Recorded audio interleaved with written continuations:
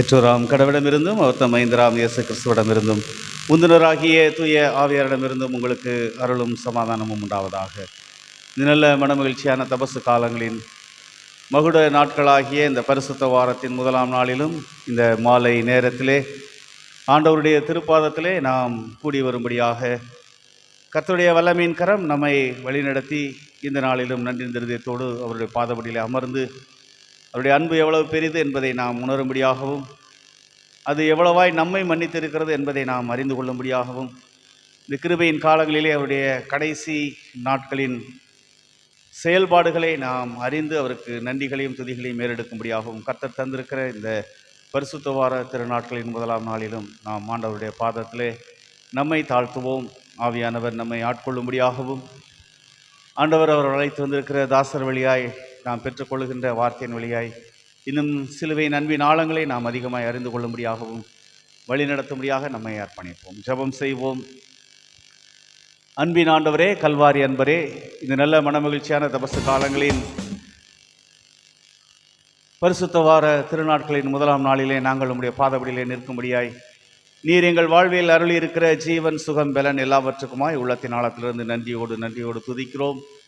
கர்த்தர், இந்த கூடுகையிலும் உம்முடைய செயல்பாடுகள் எவ்விதமாய் இருந்தது, உம்முடைய சிலுவை மரணத்திற்கு முன்பதாக உம்மை பலியாக நீர் ஒப்பு கொடுக்கும் முன்பதாக நீர் எவற்றையெல்லாம் எங்களுக்கு கற்றுக் கொடுத்திருக்கிறீர் என்பதை இந்த நாட்களில் நாங்கள் அறிந்து கொள்ளும்படியாக நீர் தந்த இந்த வாய்ப்பிற்காக நாங்கள் நன்றியோடு ஸ்தோத்தரிக்கிறோம். இந்த கூடுகையிலும் நாங்கள் ஏறெடுக்கின்ற நன்றிகளை துதிகளை கடவுள் இரக்கமாய் ஏற்று எங்களை ஆசீர்வதித்து உம்முடைய திருநாமத்தினால் வழிநடத்த நாங்கள் ஜெபிக்கிறோம். கடவுள் முன் குறித்த உம்முடைய பிள்ளைகளை நீர் அழைத்து வாரும். நாங்கள் ஒன்று கூடி உம்முடைய திருப்பெயரை மகிமைப்படுத்த அருள்தாரும். இறைமகன் இயேசு கிறிஸ்து வழியாய் வேண்டுகிறோம் எங்கள் அன்பின் கடவுளே, ஆமென். அல்லேலூயா. நாம் இந்த பரிசுத்த வார திருநாட்களின் முதலாம் நாளிலும் ஓரிரு நபர்களாக இருந்தாலும் கர்த்தர் அநேக ஆத்துமாக்களை கூட்டி சேர்ப்பார் என்ற நன்றியோடு நம்முடைய திருப்பாதத்திலே நம்மை அர்ப்பணிப்போம். ஆண்டவரை துதிக்கும்படியாக நாம் நம்முடைய அருள் பணி பாடல் புஸ்தகங்களிலே பாடல் 170 அதிசயமான ஒளிமய நாடாம் இயேசுவின் நாடாம் நான் வாஞ்சிக்கும் நாடாம் என்ற பாடலை நாம் யாவரும் கரங்களை தட்டி உற்சாகமாய் ஆண்டவரை பாடி, இந்த பாக்கியம் யாருக்கும் கிடைக்காத பாக்கியம் என்று இயேசுவின் இரத்தத்தினால் கழுவப்பட்டவர்கள் அவருடைய பாவம் கழுவினால் நாம் அவருடைய ராஜ்யத்தின் பங்குள்ளவராவோம் என்ற ஸ்லாக்கியத்தை இந்த நாட்களிலே நாம் பெற்றிருக்கிறோம். ஆகவே இதை இழந்து விடாதபடி நாம் நம்மை காத்துக்கொள்ள, அவருடைய சிலுவை நண்பிலே நம்மை இணைத்துக்கொள்ள, அந்த நாட்டிற்கு வாஞ்சியுள்ளவர்களாய் நாம் நம்மை அர்ப்பணிக்கத்தக்கதாக ஆண்டவரை துதிப்போம். பாடல் 170.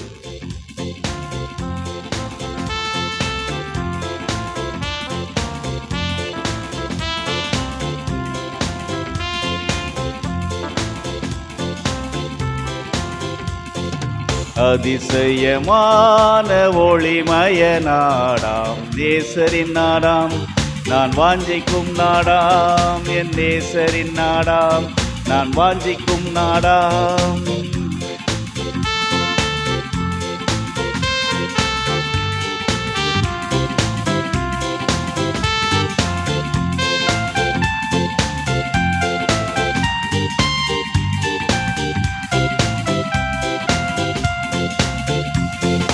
பாவம் இல்லாத நாடு, ஒரு சாபமும் காணா நாடு. பாவம் இல்லாத நாடு, ஒரு சாபமும் காணா நாடு. நித்திய மகிழ்ச்சி ஓயாத கீதம் உன்னதத்தில் ஓசன்னா அல்லேலூயா. அதிசயமான ஒளிமய நாடாம் நேசரின் நாடாம் நான் வாஞ்சிக்கும் நாடாம், என் நேசரின் நாடாம் நான் வாஞ்சிக்கும் நாடாம். ஒளியாய் வந்தவர், நித்திய ஒளியாய் நான் ஜோதியாய் இருக்கிறேன் என்று வாக்குறுதின கடவுள் அவ்விதமாக நம்மையும் ஒளியின் பிள்ளைகளாய் அழைத்திருக்கிறார் என்ற நன்றியோடு இந்த வேளையிலே ஆண்டவருடைய கரங்களிலே நம்மை அர்ப்பணிப்போம். சந்திர சூரியன் இல்லை, ஆனால் இருள் ஏதும் காணவில்லை. சந்திர சூரியன் இல்லை, ஆனால் இருள் ஏதும் காணவில்லை. தேவகுமாரன் ஜோதியில் ஜோதி, நித்திய வெளிச்சம் அவர், என்றும் பகல் அதிசயமான ஒளிமய நாடாம். நேசரின் நாடாம் நான் வாஞ்சிக்கும் நாடாம், என் நேசரின் நாடாம் நான் வாஞ்சிக்கும் நாடாம். ஆண்டவராகிய இயேசுவே தலைவர், எங்கும் அன்புமயம். இந்த ஒரே குடும்பமாக அவருடைய ரத்தம், அவருடைய சிலுவை நம்மை இணைக்கின்றிருக்கிறது. எவ்வித கொள்கையும் இல்லை. அங்கே மன்னிப்பு உண்டு, அன்பு உண்டு, ஏற்றுக்கொள்ளுகின்ற மனம் உண்டு என்று நாம் அறிந்தவர்களாய் ஒரே குடும்பத்தின் பிள்ளைகளாக நம்மை கூட்டி சேர்த்திருக்கிற அவரை நன்றி நிறுத்தத்தோடு இந்த வேளையிலே நாம் துதிப்போம்.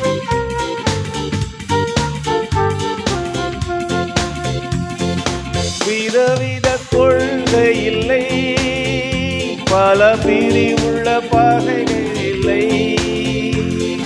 விதவித கொள்கை இல்லை, பல பிரிவுள்ள பலகை இல்லை. ஒரே ஒரு குடும்பம், ஒரே ஒரு தலைவர், எங்குமே அன்புமயம். அதிசயமான ஒளிமய நாடாம், நேசரின் நாடாம் நான் வாஞ்சிக்கும் நாடாம், என் நேசரின் நாடாம் நான் வாஞ்சிக்கும் நாடாம். அன்பின் மொழியிலே அங்கே மொழி, நிறம், ஜாதி என்று வேறுபாடில்லை.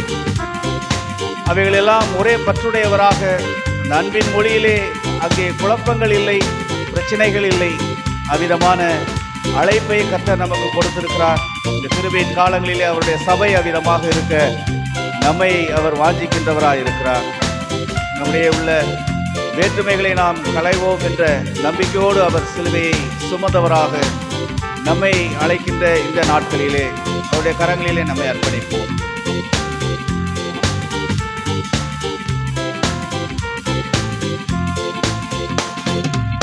இரட்சனை ஏதும் இல்லை, வீண் குழப்பங்கள் ஒன்றும் இல்லை.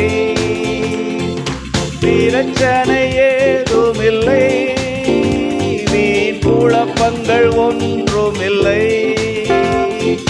மொழி, நிறம், ஜாதி, பற்று உடையோர் எவருமே அங்கு இல்லை. அன்பே மொழி, அதிசயமான ஒளிமய நாடாம், நேசரின் நாடாம் நான் வாஞ்சிக்கும் நாடாம், என் நேசரின் நாடாம் நான் வாஞ்சிக்கும் நாடாம்.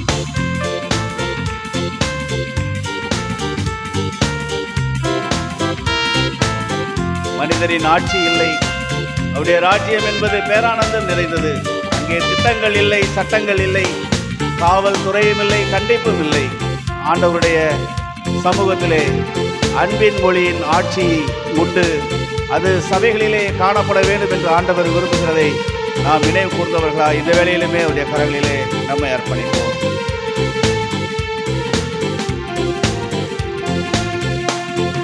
பல பல திட்டம் இல்லை, ஆளும் சட்டங்கள் ஏதும் இல்லை.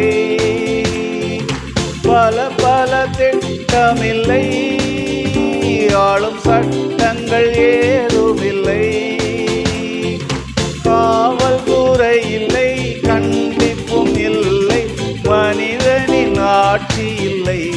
பேரானந்தம், அதிசயமான ஒளிமய நாடாம், நேசரின் நாடாம் நான் வாஞ்சிக்கும் நாடாம், நம் நேசரின் நாடாம் நான் வாஞ்சிக்கும் நாடாம்.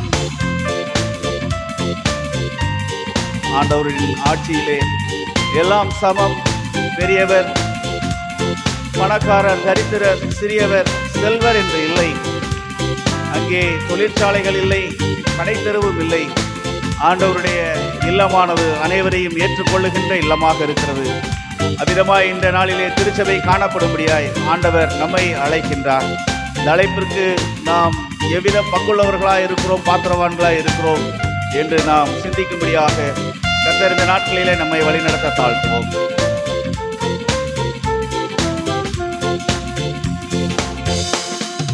கடை தெரு ஏதுமில்லை, தொழிற்சாலைகள் ஒன்றுமில்லை.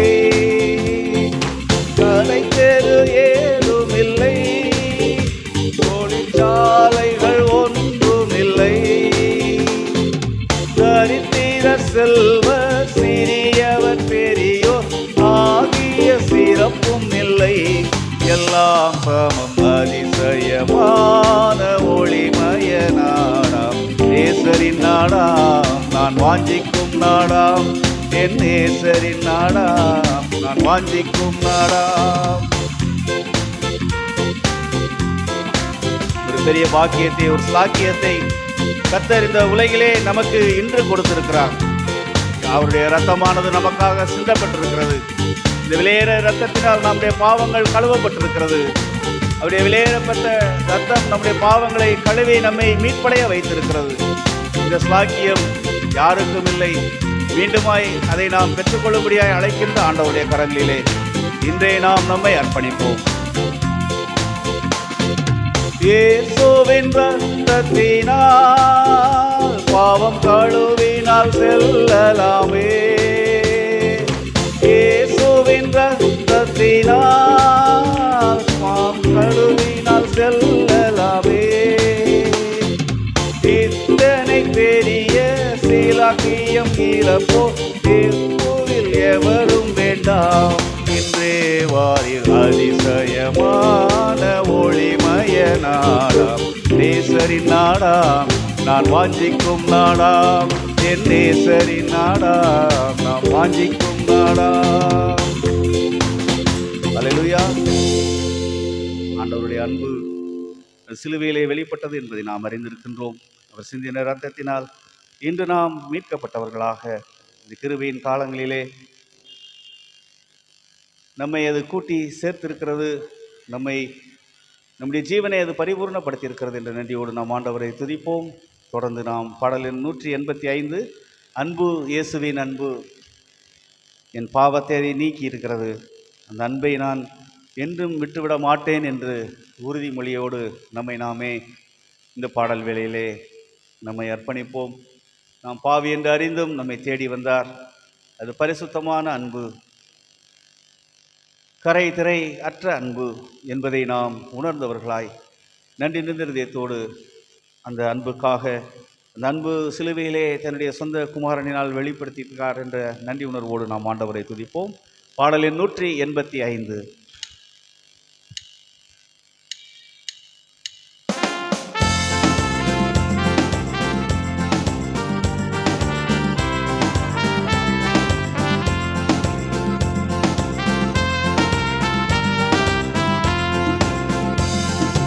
அன்பு இயேசுவின் அன்பு எந்தன் பாவத்தை நீக்கியதா, அந்த அன்பை நான் என்றும் விடேன், அந்த அன்பை நான் என்றும் விடேன். அன்பு இயேசுவின் அன்பு எந்தன் பாவத்தை நீக்கினதா, அந்த அன்பை நான் என்றும் விடேன், அந்த அன்பை நான் என்றும் விடேன். நாம் பாவி என்று நாம் நினைக்கின்ற வேளையிலே அவர் நம்மை பாரில் தேடி வந்த தெய்வமாக, நம்மை போல அவதாரம் எடுத்தவராக இந்த உலகிலே வந்து நம்முடைய பாவங்களுக்காக ரத்தம் சிந்தி தன்னை அர்ப்பணித்தார். அந்த பரிசுத்த அன்புக்கு ஈடு இணை ஒன்றுமில்லை என்பதை நாம் உணர்ந்து இந்த வேளையிலும் அந்த அன்பை நினைத்து நாம் அவருடைய கரங்களில் அர்ப்பணிப்போம். பாவியாக இருக்கையிலே பாரில் என்னை தேடி வந்த, பாவியாக இருக்கையிலே பாரில் என்னை தேடி வந்த பரிசுத்த தேவ அன்பு, அல்லேலூயா பரிசுத்த தேவ அன்பு. அன்பு இயேசுவின் அன்பு எந்தன் பாவத்தை நீக்கினதா, அந்த அன்பை நான் என்றும் விடேன், அந்த அன்பை நான் என்றும் விடேன். மாபெரும் அன்பு என்பது வெறும் நாம் கரம் கொடுப்பதால் மாத்திரமல்ல, அவருடைய அன்பு பாசமாய் அரவணைத்து இருக்கிறது. அதனால் நாம் இன்றைய நாளிலும் அவருடைய பாதபடியிலே நின்று அவரை துதிக்கத்தக்கதான கிருபைகளை தந்திருக்கிறார் என்ற நன்றியோடு, அது மாபெரும் அன்பு. அந்த அன்புக்கு ஈடு இணை ஒன்றுமில்லை என்று நாம் உள்ளத்தின் ஆழத்திலிருந்து நன்றி சொல்லுவோம். நேசர் என்னை அன்பால் இழுத்தார், பாசமாய் அரவோடு அணைத்தார். நேசர் என்னை அன்பால் இழுத்தார், பாசமாய் அரவோடு அணைத்தார். மாபெரும் அன்பீதுவே, அல்லேலூயா, மாபெரும் அன்பீதுவே. அன்பு இயேசுவின் அன்பு எந்தன் பாவத்தை நீக்கினதார், அந்த அன்பை நான் என்றும் விடேன், அந்த அன்பை நான் என்றும் விடேன்.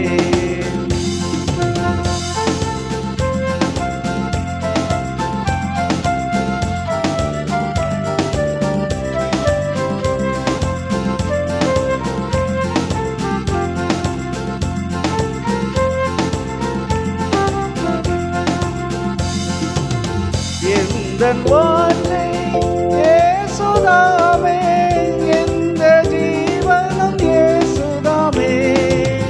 எந்தன் வாஞ்சை இயேசுதாமே, எந்தன் ஜீவனும் இயேசுதாமே. அவர் என்னை அறிகின்றார், அவர் என்னை அறிகின்றார்.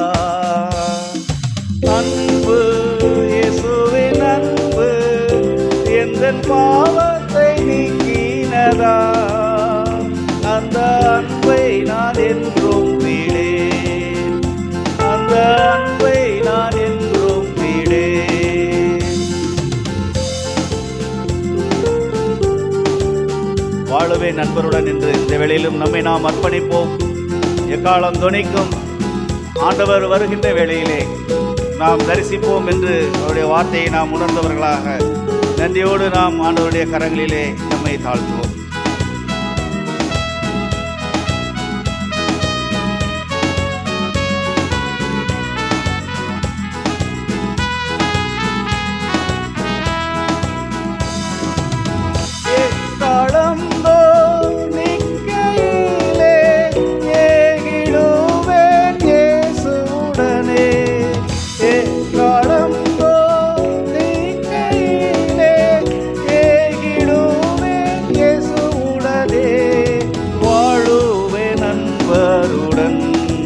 அல்லேலூயா, வாழுவே நண்பருடன். அன்பு இயேசுவின் அன்பு எந்தன் பாவத்தை நீக்கினதால், அந்த அன்பை நான் என்றோ விடேன், அந்த அன்பை நான் என்றோ விடேன். ஆவே என்ன சாரமீந்தார், ஆவியோடே அவரை துதிக்க. ஆவி என்ன சாரமீந்தார், ஆவியோடே அவரை துதிக்க. ஆச்சரியமான அன்பு, அல்லேலூயா, ஆச்சரியமான அன்பு. அன்பு இயேசுவின் அன்பு எந்தன் பாவத்தை நீக்கினதால், அந்த அன்பை நான் என்றும் விடேன். அல்லேலூயா, அன்பை நான் என்றும் விடேன். யாவரும் அப்படியே எழுந்த வண்ணமாக ஆண்டவருடைய கரங்களிலே நம்மை ஒரு நிமிடம் அர்ப்பணிப்போமா. இந்த கிருபையின் காலங்கள் நமக்கு ஈவாய் கொடுத்திருக்கிறார். ஆண்டவர் இந்த பரிசுத்த நாட்களிலே தன்னை பலியாக ஒப்பு கொடுக்கும்படியாய் அவர் எருசலேமை நோக்கி அவர் பயணப்பட்டார், வந்தார், மக்களோடு உரையாடினார். ஆண்டவருடைய சமூகத்திலே தன்னை அர்ப்பணிக்கும் அடையாளமாய் அவர் ஆலயத்திலே அனுதினமும் சென்று தன்னை ஆயத்தப்படுத்தினார் என்று நாம் காணுகின்றோம். இந்த நாளிலும் இந்த கிருபையின் காலங்கள் அவிதமாக நமக்கு கொடுக்கப்பட்டிருக்கிறது. நாம் யாவரும் எழுந்து நின்று ஒரு நிமிடம் ஆண்டவரை ஸ்தோத்தரித்து அவருடைய கிருபையின் கரத்திலே நம்மை அர்ப்பணித்து, ஆண்டவரே, நீர் எனக்காக பட்ட பாடுகள், நாங்கள் பரிசுத்தப்படும்படியாக, எங்கள் ஜீவன் பரிபூர்ணப்படும்படியாக நீர் எங்களை அழைத்திருக்கிற அழைப்பு, எல்லாவற்றுக்கும் மேலாக உங்களுடைய சுவிசேஷத்தை அறிக்கின்ற கிருபைகள் எங்கள் வாழ்வில் கொடுத்திருக்கிறீர். அதற்காக நன்றி சொல்லுகிறோம் ஐயா. இந்த கிருபையின் காலங்களிலும் இந்த பரிசுத்த நாட்களிலே ஆண்டவர் உண்மையை இந்த தியாக பலியாய் ஒப்புக் கொடுக்கும்படியாக நீர் ஆயத்தப்பட்டீர். அதற்காக அங்கலாயத்தீர்.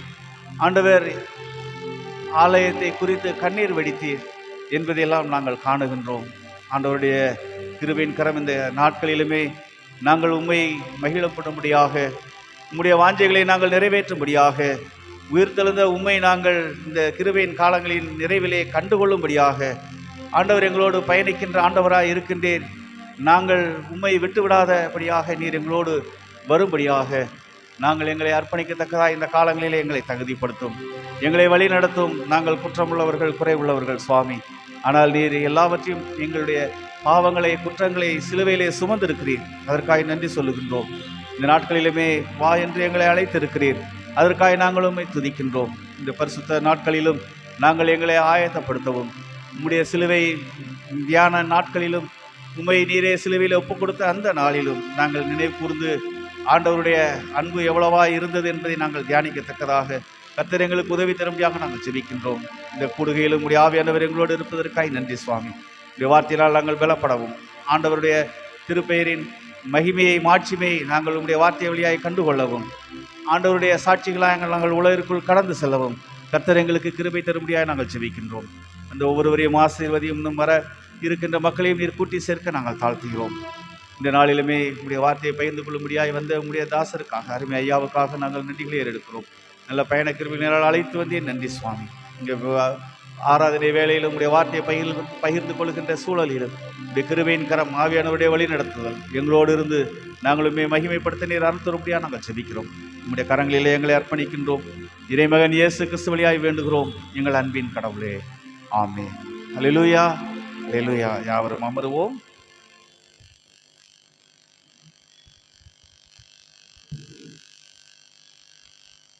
திருமறை பகுதி ஒன்று படிக்க கேட்போம்.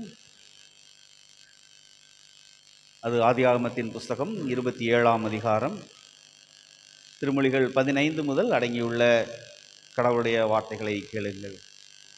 தொடக்க நூல் 27, ஆதியாகமம் 27ஆம் அதிகாரம், திருமொழிகள் 15 முதல் அடங்கியுள்ள கடவுளுடைய வார்த்தைகள்.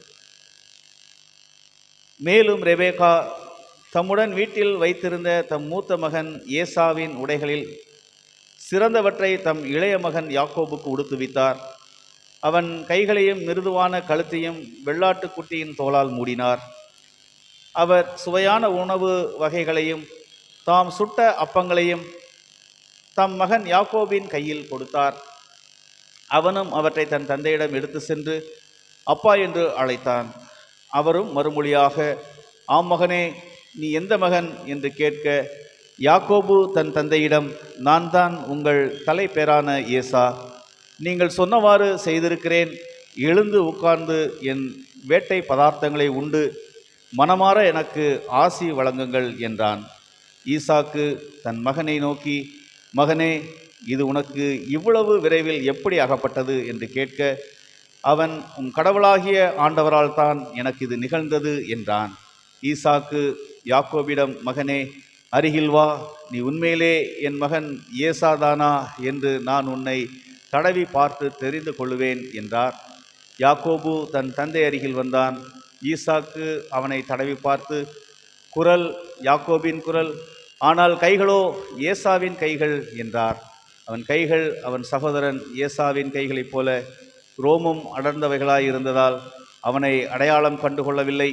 எனவே அவனுக்கு ஆசி வழங்கினார். மீண்டும் அவர், நீ உண்மையிலே என் மகன் ஏசாதானா என்று வினவ, அவனும் ஆம் என்றான். அப்பொழுது அவர், மகனே, உண்பதற்கு வேட்டை பதார்த்தங்களை கொண்டு வா, மனமாற நான் உனக்கு ஆசி வழங்குவேன் என்றார். அவ்வாறே யாக்கோபு கொண்டு வர அவர் அதை உண்டார். பின் அவன் திராட்சை ரசம் கொண்டு வர அதை அவர் குடித்தார் என்பதே. படிக்கும்படியாய் தெரிந்து கொள்ளப்பட்ட திருமுறை பகுதி படித்தாயிற்று. கடவுளுக்கே மாட்சி உரித்தாவதாக. அன்புக்குரியவர்களே, இந்த நல்ல மனமகிழ்ச்சியான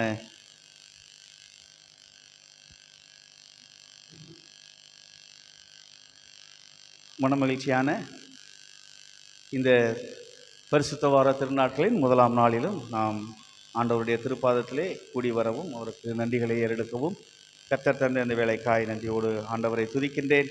இந்த பரிசுத்த வார திருநாட்களின் கூட்டத்திலும் நம் மத்தியிலே நம்முடைய திருமண்டலத்தின் மூத்த ஆயராக திண்டுக்கல் கிழக்கு வட்டகை மன்ற பகுதியிலே ஐயா அவர்கள் கிழக்கு ஈஸ்ட் பாஸ்டேட் திண்டுக்கல் ஈஸ்ட் பாஸ்டேட்டினுடைய குருசேகர தலைவராகவும் ஆயராகவும் இருந்து பணிபுரிந்து வருகின்ற அருள் திரு பெஞ்சமின் பிராங்க்லின் ஐயா அவர்கள் நம்ம மத்தியிலே இருக்கின்றார்கள். ஐயா அவர்களை வாழ்த்தி வரவேற்கிறேன்.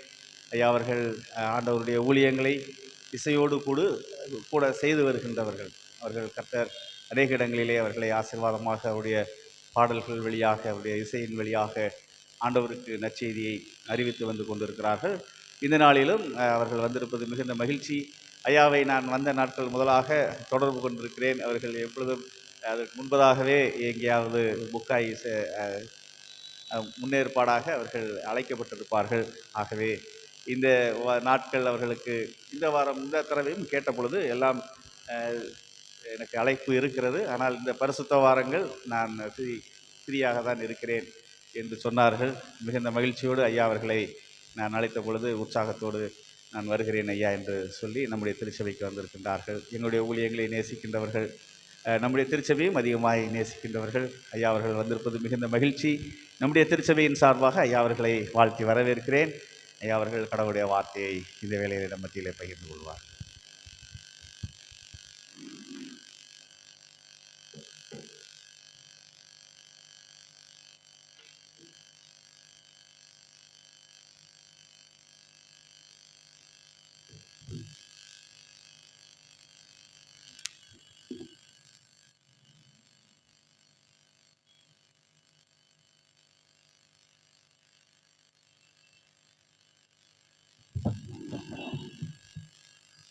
கிறிஸ்துக்குள் அன்பானவர்களே, இந்த பரிசுத்த வார சிறப்பு ஆராதனைகளிலே உங்களோடு கூட நான் இருப்பதை குறித்து நான் மிகுந்த மகிழ்ச்சி அடைகிறேன்.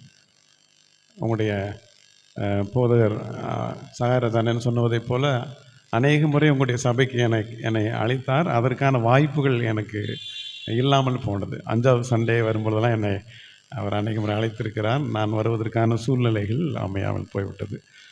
ஆனாலும் இந்த முறை உங்களை சந்திப்பதற்கான சரியான வாய்ப்பை ஆண்டவர் தந்தார். உங்களை காண்பதிலே மகிழ்ச்சி அடைகிறேன். நான் சார்ந்திருக்கிற திண்டுக்கல் கிழக்கு குருசேகரத்தின் சார்பாக உங்களுக்கு என்னுடைய ஸ்தோத்திரங்களையும் நன்றிகளையும் உங்களுக்கு தெரிவித்துக் கொள்வதிலே மகிழ்ச்சி அடைகிறேன். மதுரை பட்டணத்திலே நான் அநேக திருச்சபைகளை சந்தித்திருக்கிறேன். உங்களுடைய சபையை நான் முதலாக இப்பொழுது சந்திப்பதிலே எனக்கு மிகுந்த ஒரு மகிழ்ச்சி. இன்றுக்கும் நாளை மற்றும் நாளை மறுநாளும் மாலை நேரங்களில் 3 நாட்களும் உங்களோடு கூட ஆண்டவருடைய வார்த்தையை நான் பகிர்ந்து கொள்ளும்படியாக நான் ஆயத்தமாகி வந்திருக்கிறேன். ஒருவேளை உங்களுக்கு தெரிந்திருக்கும், இந்த பரிசுத்த வாரம் என்ற ஒரு பாரம்பரியத்தை நம்முடைய திருச்சபைகள் வைத்திருக்கிறார்கள். இந்த பரிசுத்த வாரத்தினுடைய ஒவ்வொரு நாளும் ஒவ்வொரு நிகழ்வு நடந்ததை வரிசைப்படுத்தி அதன் அடிப்படையிலே தியானிப்பது திருச்சபைகளிலே வழக்கம்.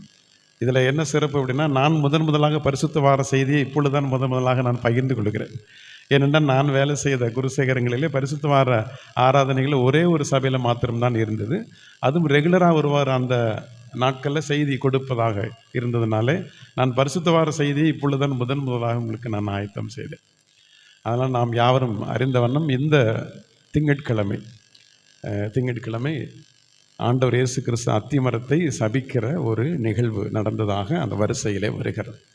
எருசலேம் தேவாலயத்தை ஆண்டவர் சுத்தம் செய்த பின்பு ஆண்டவர் இயேசு கிறிஸ்துடைய வாழ்க்கையில் நடக்கிற அதற்கு அடுத்து நடைபெறுகிற முதலாவது சம்பவம் இந்த அத்திமரத்தை ஆண்டவர் சபிக்கிற நிகழ்ச்சி. அதுக்கு முன்னாடி ஒரு கீர்த்தனை பாடலை என்னோடு கூட சேர்ந்து நீங்கள் பாடலாம்.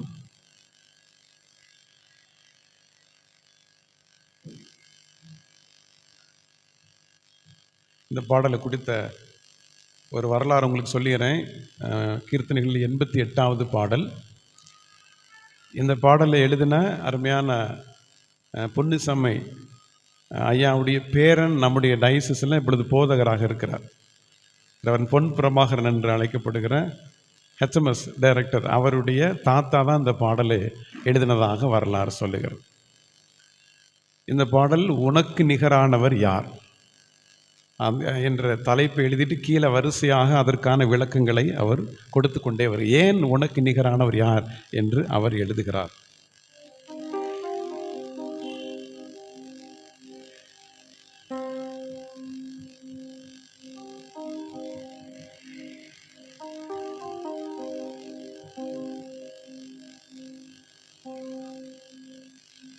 உனக்கு நிகரானவர் யார் இந்த உலகம் முழுவதிலுமே?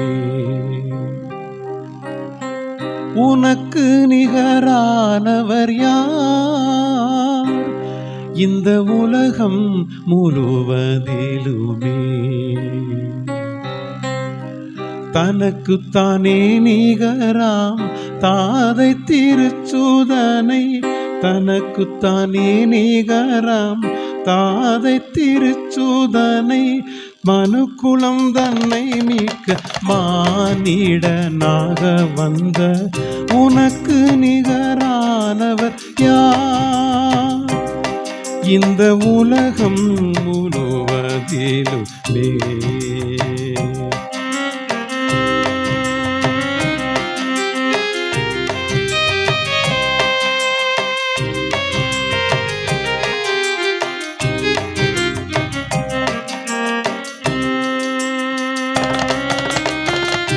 தாய்மகளுக்காக சாவாலோ கூட பிறந்த தமையன் தம்பிக்காய் மாய்வானோ?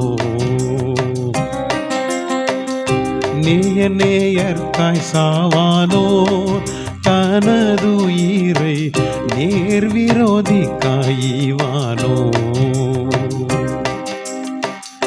நீரியும் மண்ணுலகில் நீசர்கட்காக வந்து, நீரியும் மண்ணுலகில் நீசர்கட்காக வந்து, காயுமணமடவர்க்காக மரித்தாய் சுவாமி உனக்கு நிகரானவர் யார் இந்த உலகம் முழுவதிலுமே? உனக்கு நிகரானவர் யார் இந்த உலகம் முழுவதிலுமே?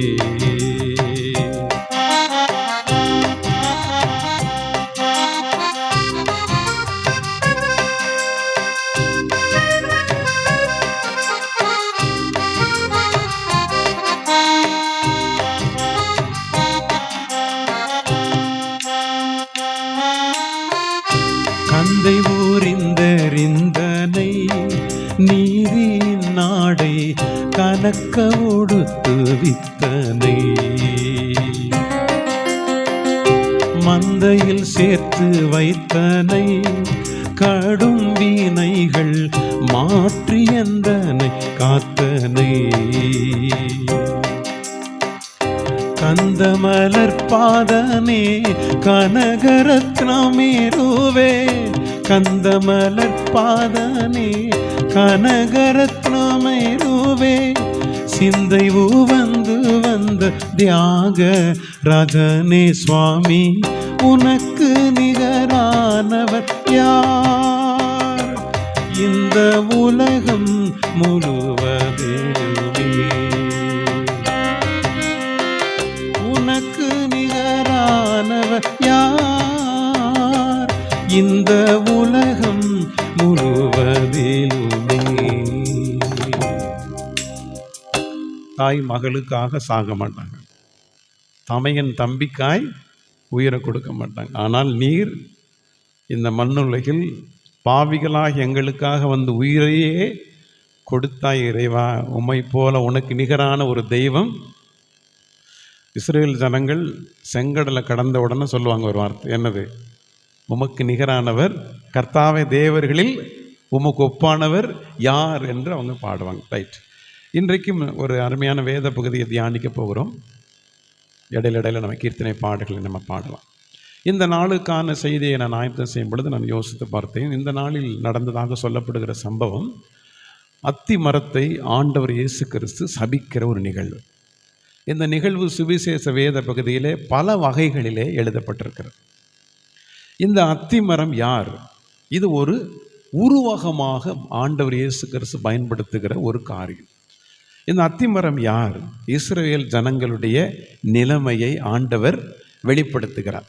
இந்த அத்திமரத்தை ஆண்டவர் ஏன் சபித்தார்? அது ஏன் கனி கொடுக்காமல் போனது? அத்திமர காலாமல் இல்லாமல் இருந்தும் ஏன் சபித்தார் என்ற கேள்விகளுக்குள்ள நம்ம போக வேண்டியதே இல்லை. ஏனென்றால் இந்த அத்திமரம் ஒரு உருவகம்தான். இஸ்ரவேல் மக்களுடைய அன்றைய நிலைமை என்ன? இந்த எருசலேமுக்குள்ள ஆண்டவர் போகும் பொழுது இந்த எருசலேமிலே வாழுகிற மக்களுடைய நிலைமையை இந்த அத்திமரத்தின் மூலமாக ஆண்டவர் வெளிப்படுத்துகிறார். என்ன வெளிப்படுத்துகிறார்? இந்த எருசலேமுக்குள்ளே ஆண்டவர் நுழைகிறார். அந்த தேசத்தை குறித்து, எருசலேமை குறித்து ஆண்டவர் கண்ணீர் சிந்துகிறார். இந்த காட்சியை நீங்கள் யோசித்து பாருங்கள். ஒரு பெரிய ஒரு பவனி போகிறது. பெத்தானியாவிலிருந்து துவங்கி பெத்பகே வழியாக எருசலேமிலே போய் இந்த பவனி நிறைவு பெறுகிறார். இந்த பவனி முழுவதும் பாருங்கள், பெரிய ஒரு மகிழ்ச்சி கொண்டாட்டம் தான் இல்லையா? குருத்தோலைகளை பிடித்து கொண்டு வஸ்திரங்களை கழுதையின் மேலே வைத்து ஆங்காங்கே இலைகளை எல்லாம் தரித்து பெரிய கோஷங்களோடு கூட மகிழ்ச்சியாய் போகிற இந்த பவனியில் பாருங்கள், முடிவு எப்படி முடிகிறது? மிகுந்த ஒரு பாரத்தோடு இந்த பவனி நிறைவு பெறுகிறது. நான் யோசித்து பார்த்து இந்த பவனியில் இருக்கிற மக்களுக்கெல்லாம் சந்தோஷம்தான். ஏன்னால் இயேசு கிறிஸ்துவை ராஜா என்று அவர்கள் பிரகடனப்படுத்துகிறார்கள். இந்த வஸ்திரம் எதன் அடையாளம்னா, ராஜா, ஆண்டவர் இயேசு கிறிஸ்து தான் ராஜா என்று அவர்கள் அங்கே அறிவிக்கிறார்கள். ஆனால் இயேசு கிறிஸ்துடைய இருதயமோ எதை குறித்து யோசித்து கொண்டே இருக்கிறது? எருசலேமினுடைய நிலைமை, சடங்குகள், சம்பிரதாயங்கள், பாரம்பரியங்கள், கொண்டாட்டங்கள், இதிலேயே எருசலேம் மூழ்கி போயிருக்கிறது. ஆனால் மக்கள் எப்படி இருக்கிறாங்க சொல்லுங்க? மக்கள் ஆண்டவர் இயேசு கிறிஸ்து கண்ணீர் சிந்தக்கூடிய ஒரு நிலைமையிலே அவர்கள் இருக்கிறார்கள். அப்போ இந்த எருசலேம் மக்களுடைய வேஷங்கள் எப்படி இருக்கிறது என்பதை தான் ஆண்டவர் இந்த அத்திமரத்தின் மூலமாக அங்கே வெளிப்படுத்துகிறார். ஏன்னா இந்த கேள்வியை நீங்கள் கேட்டு பாருங்க, அத்திமர காலமே இல்லை, அதில் நம்ம என்ன எதிர்பார்க்க முடியாது சொல்லுங்க? கனிகள். இப்போ நான் ஒரு 6 வருடம் பழனி பகுதியிலே போதராக இருந்தேன். அந்த பழனி பகுதிகள் முழுவதும் பார்த்தீங்கன்னா மாம்பழங்கள் நிறைய அங்கே கிடைக்கும். அந்த பகுதிக்கு நீங்கள் போனீங்கன்னாலே அந்த மாம்பழத்தினுடைய அந்த நறுமணத்தை நீங்கள் அழகாக நீங்கள் அறிந்து கொள்ள முடியும். பல வகையான மாந்தோப்புகள் அந்த பகுதியில் இருக்கு. அப்போது இந்த அத்திமர காலமே இல்லை, ஆனால் ஆண்டவர் அதை எதிர்பார்க்கிறார். அப்படியானால் ஆண்டவர் இயேசு கிறிஸ்து எதை இங்கே வெளிப்படுத்துகிறார்? கனிகளே இல்லை, ஆனால் கனிகள் இருப்பதை போல அந்த அத்திமரம் தன்னை வெளிப்படுத்துகிறார். அப்படியானால் இயேசு கிறிஸ்து என்ன சொல்லுகிறார்? எருசலேம் மக்களுக்கு, பக்தியாக இருப்பதை போல இருக்கிறார்கள், ஆனால் உள்ளே எதுவுமே இல்லை. கர்த்தர் விரும்புகிற எந்த காரியமும் அங்கே இல்லை. அதனால நம்ம வாசிக்க கேட்ட வேத பகுதியை நம்ம திருப்பி கொள்ளலாம்.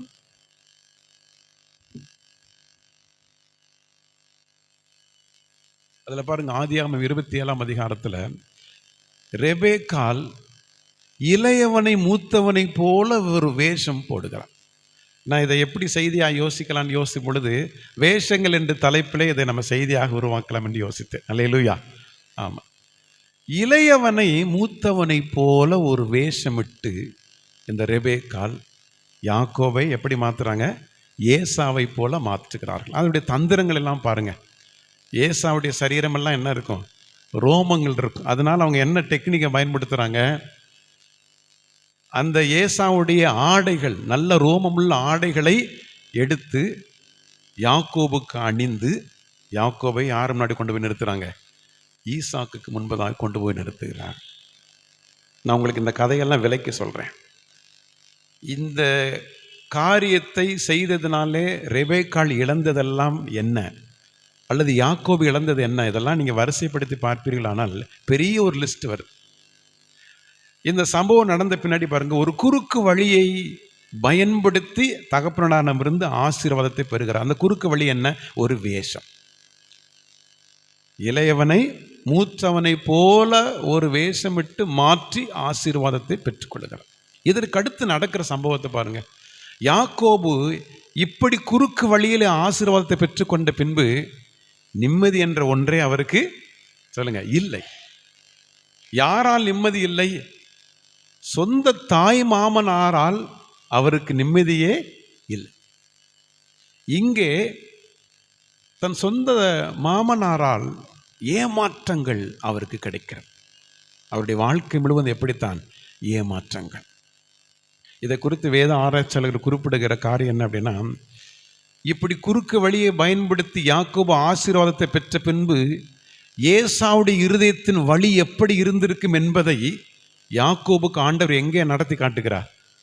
லாபானுடைய வீட்டிலே ஆண்டவர் பாடம் நடத்துகிறார். அங்கே ஒரு சொந்த உடன் பிறந்தவனால் ஏமாற்றப்படுகிற, துரோகம் செய்யப்படுகிற அந்த வழி எவ்வளவு பயங்கரமாய் இருக்கும் என்பதை இந்த யாக்கோபு அங்கே அறிந்து கொள்ளுகிறார். அவருடைய ஊதியங்கள் எல்லாம் என்ன செய்யப்படுகிறது? பலமுறை மாற்றப்படுகிறது.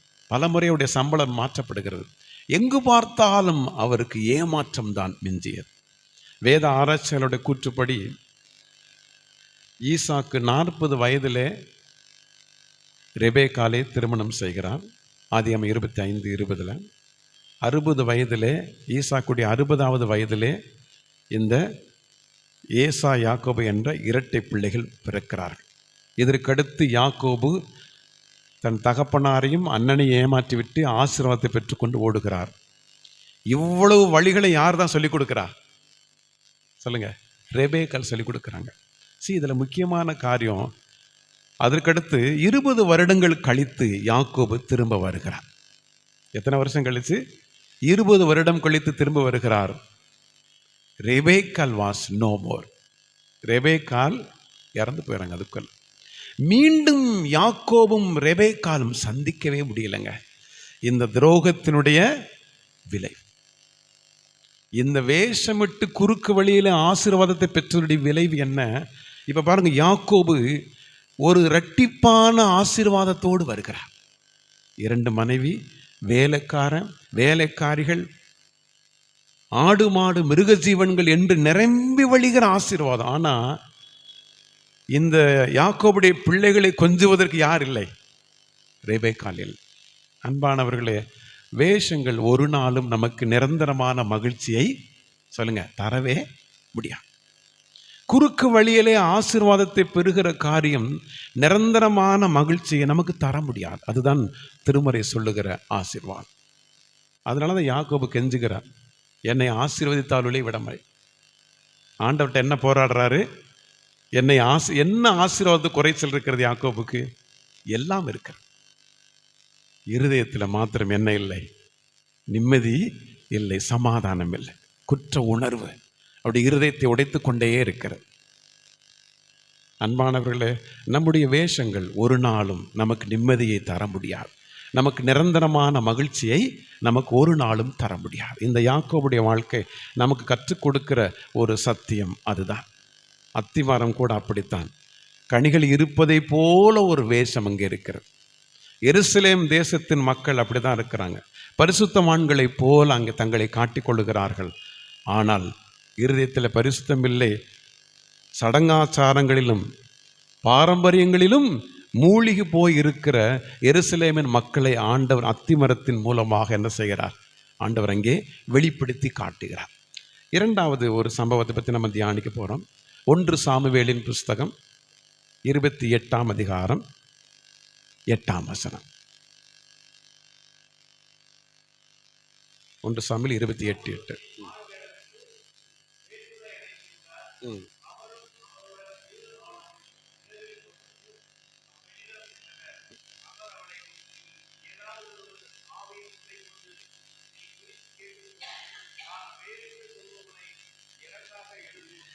பாருங்க, இங்கே சவுல் என்கின்ற ஒரு ராஜா, ஒரு அரசன் என்ன செய்கிறார்? வேஷம் மாறுகிறார். சவுல் என்கின்ற ஒரு ராஜா வேஷம் மாறுகிறார். ஒரு பாடல் நம்ம பாடலாம். அந்த அருட்பணி பாடல் புத்தகத்தில் 148வது பாடல் நம்ம பாடலாம்.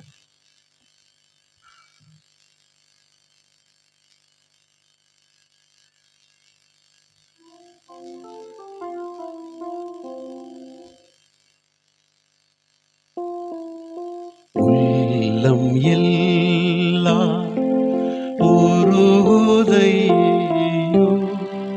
உத்தமனை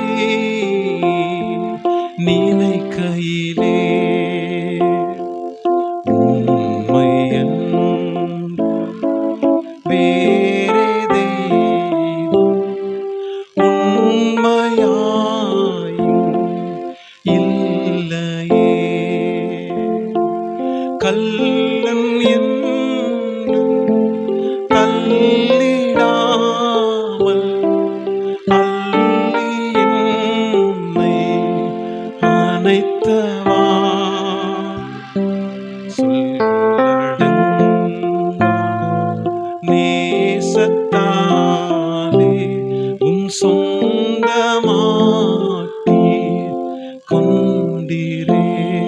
அடுத்து பாடலாம். ஏத்தன் என்னை உத்தமனாக்க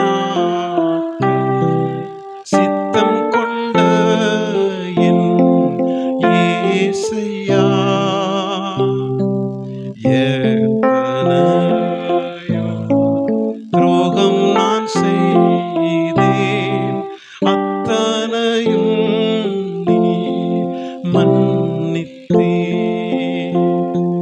ரத்தம் சிந்த வைத்தேனே நான், அத்தனையும் என் பாவமன்றோ. எத்தனையும் அன்புக்கு ஈடாய் நித்தம் செய்வேன் சேவையே. ரைட். இரண்டாவது ஒரு கேரக்டர் பற்றி நம்ம தியானிக்க போறோம். யார் இவர்? சவுல். சவுல் இஸ்ரவேல் தேசத்தினுடைய முதலாவது ராஜா, முதல் அரசனாக சாமுவேல் தீர்க்கதரிசியால் அபிஷேகம் பண்ணப்பட்ட ராஜா. இந்த சவுலுடைய வாழ்க்கையின் பின்புலம் நமக்கு தெரியும். கழுதைகளை, ஓடிப்போன கழுதைகளை தேடி வந்தார். யாரு? சவுல். ஆனால் அவருக்கு என்ன வாய்ப்பு கிடைக்கிறது? மகா பெரிய இஸ்ரவேல் தேசத்தினுடைய ராஜாவாக ஆளுகை செய்யக்கூடிய ஒரு சிலாக்கியம் கிடைக்கிறது.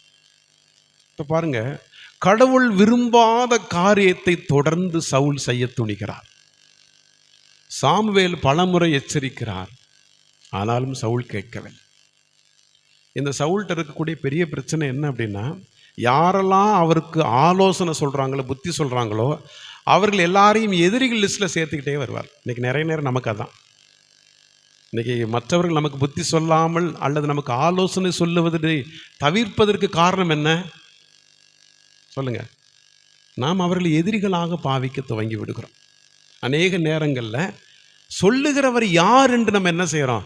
ஆராய்ச்சி பண்ணுறோம். இவரை பற்றி எனக்கு தெரியாதா, இவரெல்லாம் எப்படி இருந்தார் என்று எனக்கு என்ற ஒரு மனநிலைக்கு நம்ம வந்து விடுகிறோம்.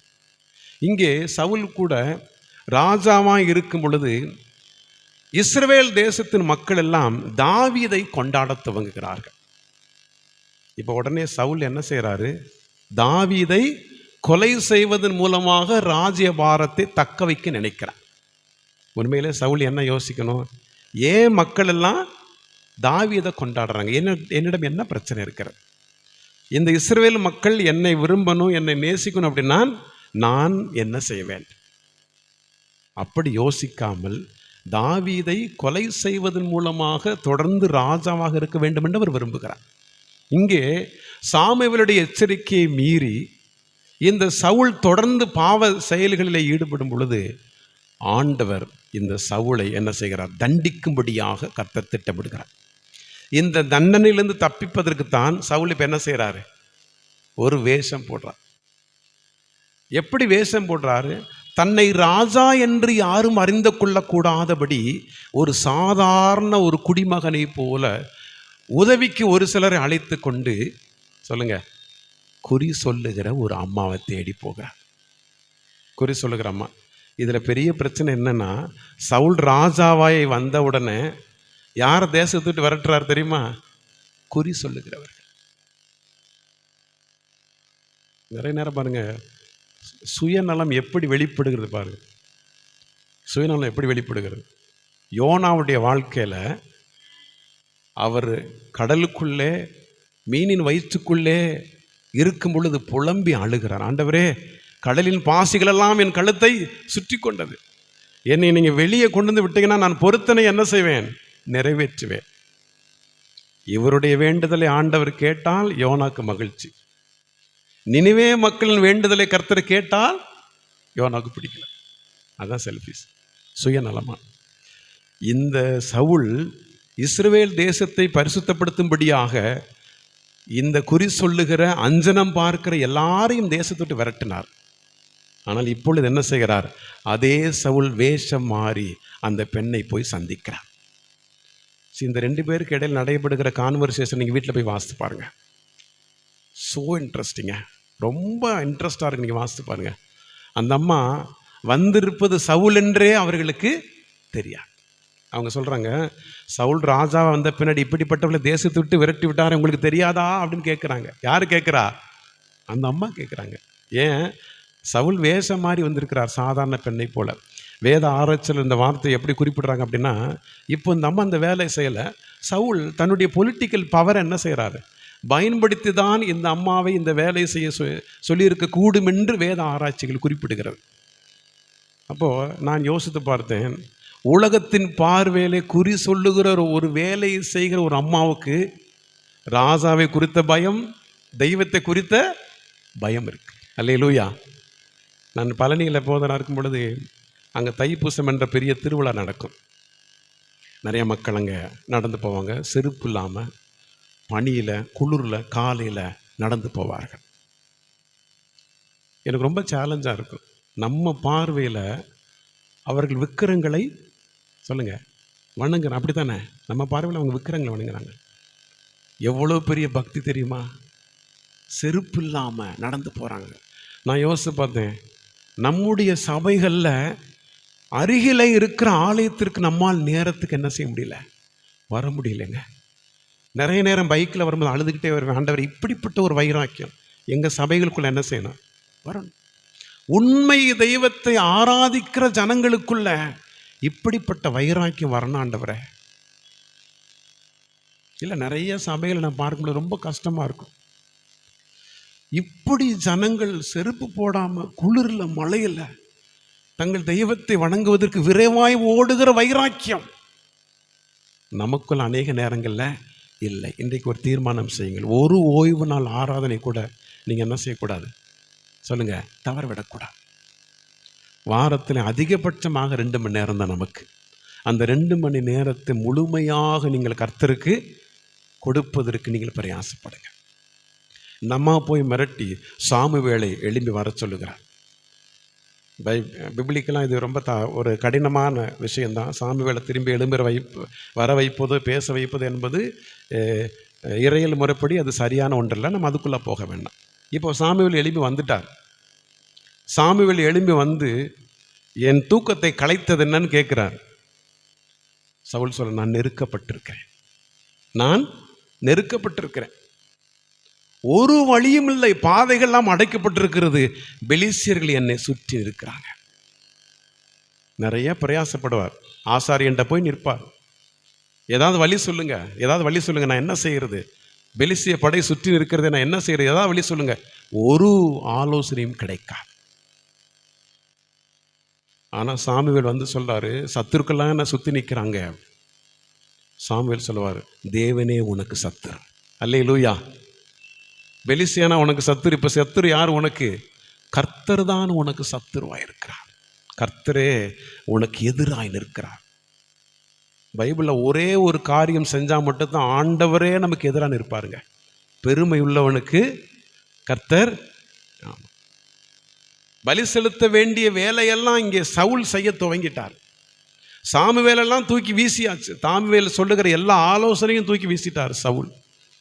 கடவுளுக்கு பயந்து, கர்த்தருக்கு பயந்து அந்த தூப கலசத்தை தூக்கி அந்த பலிகளை செலுத்த வேண்டிய வேலைகளை இப்பொழுது சவுல் துவங்கி விட்டார். ஆண்டவர் அவர் மேலே ரொம்ப கோபம்.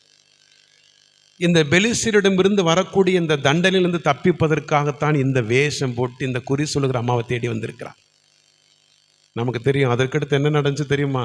அந்த யுத்தத்தில் சவுலுடைய பிள்ளைகளும் மரித்து போனார்கள். காரணம் என்ன?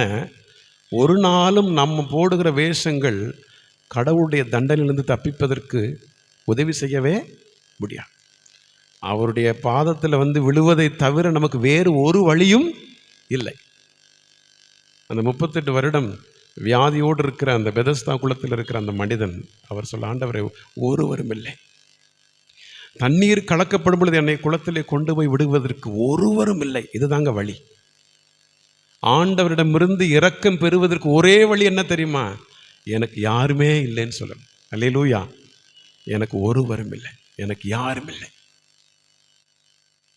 இதுதான் ஒரு தெய்வீக ரகசியம். கர்த்தர் நம்ம மேலே இரக்கம் காட்டணும் அப்படின்னா, நம்முடைய குடும்பத்தின் மேலே இரக்கம் காட்டணும் அப்படின்னா, தடையாக இருக்கிற காரியத்தை கர்த்தர் நிறைவேற்ற வேண்டுமானால் ஒரே ஒரு வழி உண்டு. ஆண்டவரே எனக்கு யாருமே இல்லை.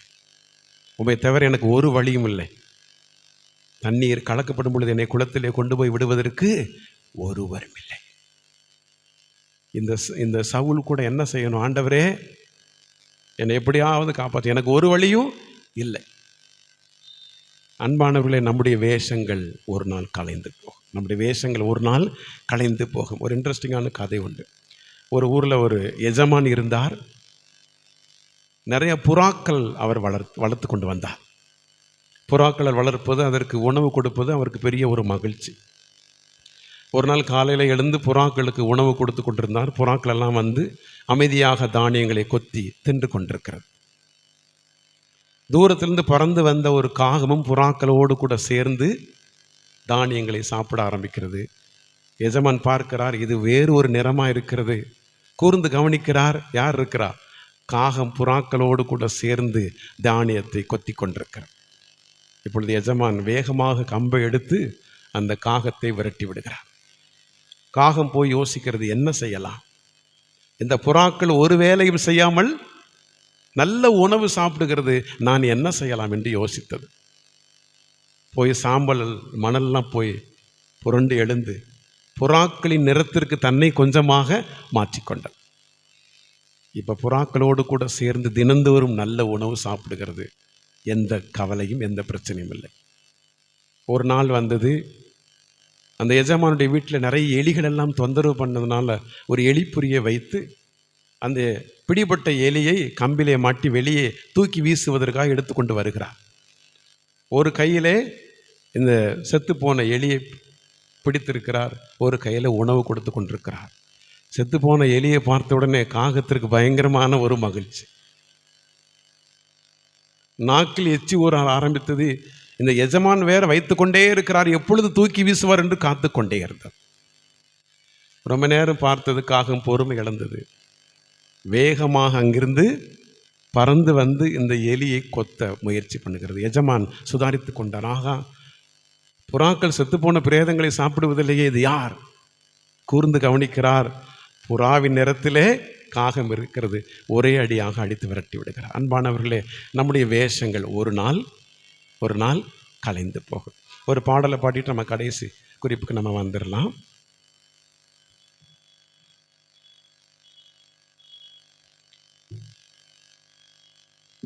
உன்னை அன்றி வேறே கதி ஒருவர் இல்லையே.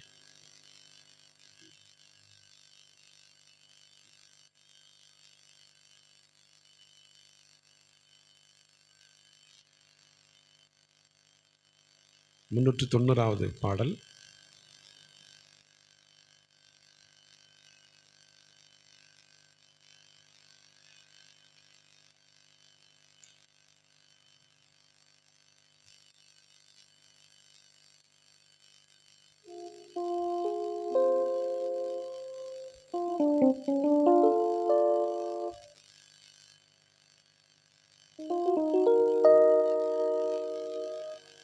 உன்னை அன்றி வேறே கதி ஒருவரில்லையே சுவாமி, உன்னை அன்றி வேறே கதி ஒருவர் இல்லையே. அன்னை தந்தை உற்றார் சுற்றார், அன்னை தந்தை உற்றார் சுற்றார் ஆரும் உதவுவரோ. அதிசயமனுவேலா ஆசை என் இயேசு சுவாமி, உன்னை அன்றி வேறே கதி ஒருவர் இல்லையே. சேர்ந்து பாடலாம். முதல் சரணம். பண்ணின துரோகம் எல்லாம் எண்ணினால் எத்தனை கோடி, பாதகத்திற்கு ஒன்றோ இல்லை பரிதவித்தேனே தேடி. கண்ணினாலும் திருவடியை, கண்ணினாலும் திருவடியை காண நான் தகுமோதா. கடையலுக்கருள் புரி மடி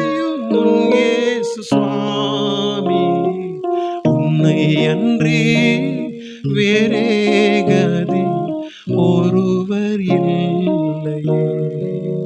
ரெண்டாம் சனம் அவர் நீங்கள் அப்படியே உணர்ந்து பாடுங்க. அஞ்சி அஞ்சி தூர நின்றென் சஞ்சலங்களை நான் சொல்லி அலைக்கடல் துரும்பு போல மலைவு கொண்டே நானையோ. கெஞ்சி கெஞ்சி கூவும் இந்த கெஞ்சி கெஞ்சி கூவும் இந்த வஞ்சகன் முகம் பாரா கிட்டி என்னிடம் சேர்ந்து கிருபை வையேசு சுவாமி, உன்னை அன்றே வேறே கதி ஒருவர் இல்லை. அஞ்சு அஞ்சு தூரம் நின்று என் சஞ்சலங்களை எல்லாம் சொல். ரைட், கடைசி குறிப்பை நம்ம பார்த்து நிறைவு செய்யலாம்.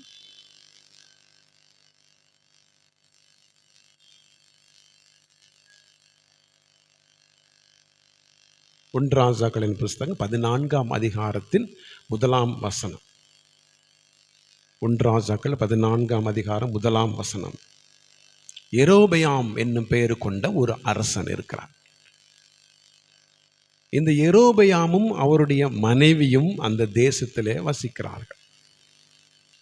கடவுள் விரும்பாத பாவத்தை அவர்கள் தொடர்ந்து செய்ததினாலே இந்த யெரொபெயாமுடைய மகனை கர்த்தர் தண்டிக்கிறார்.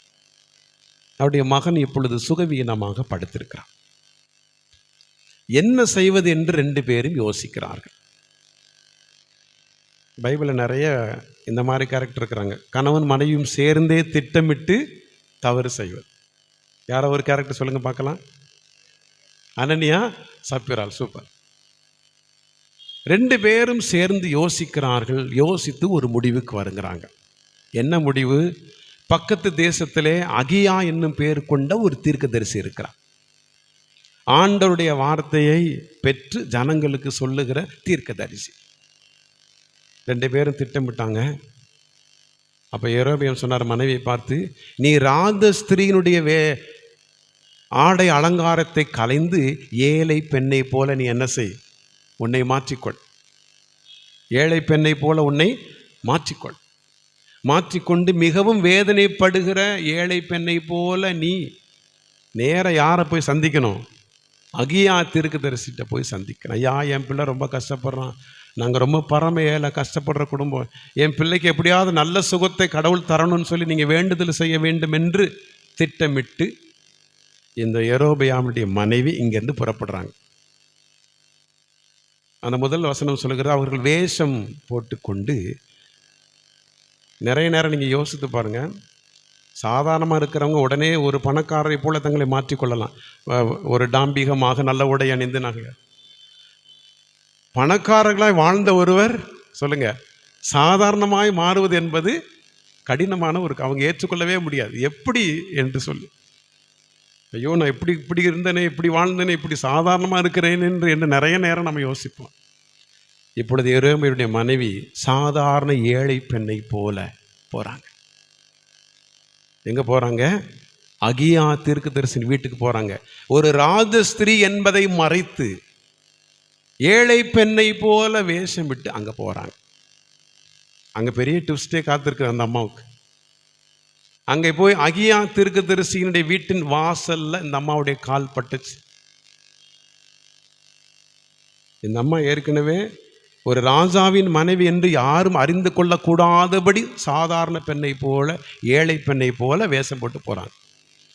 அகியாவின் வீட்டு வாசலுக்கு போய் அந்த அம்மாவுடைய சத்தம் கேட்ட உடனே அகியா தீர்க்கதரிசி, யெரொபெயாமின் மனைவியே உள்ளே வா.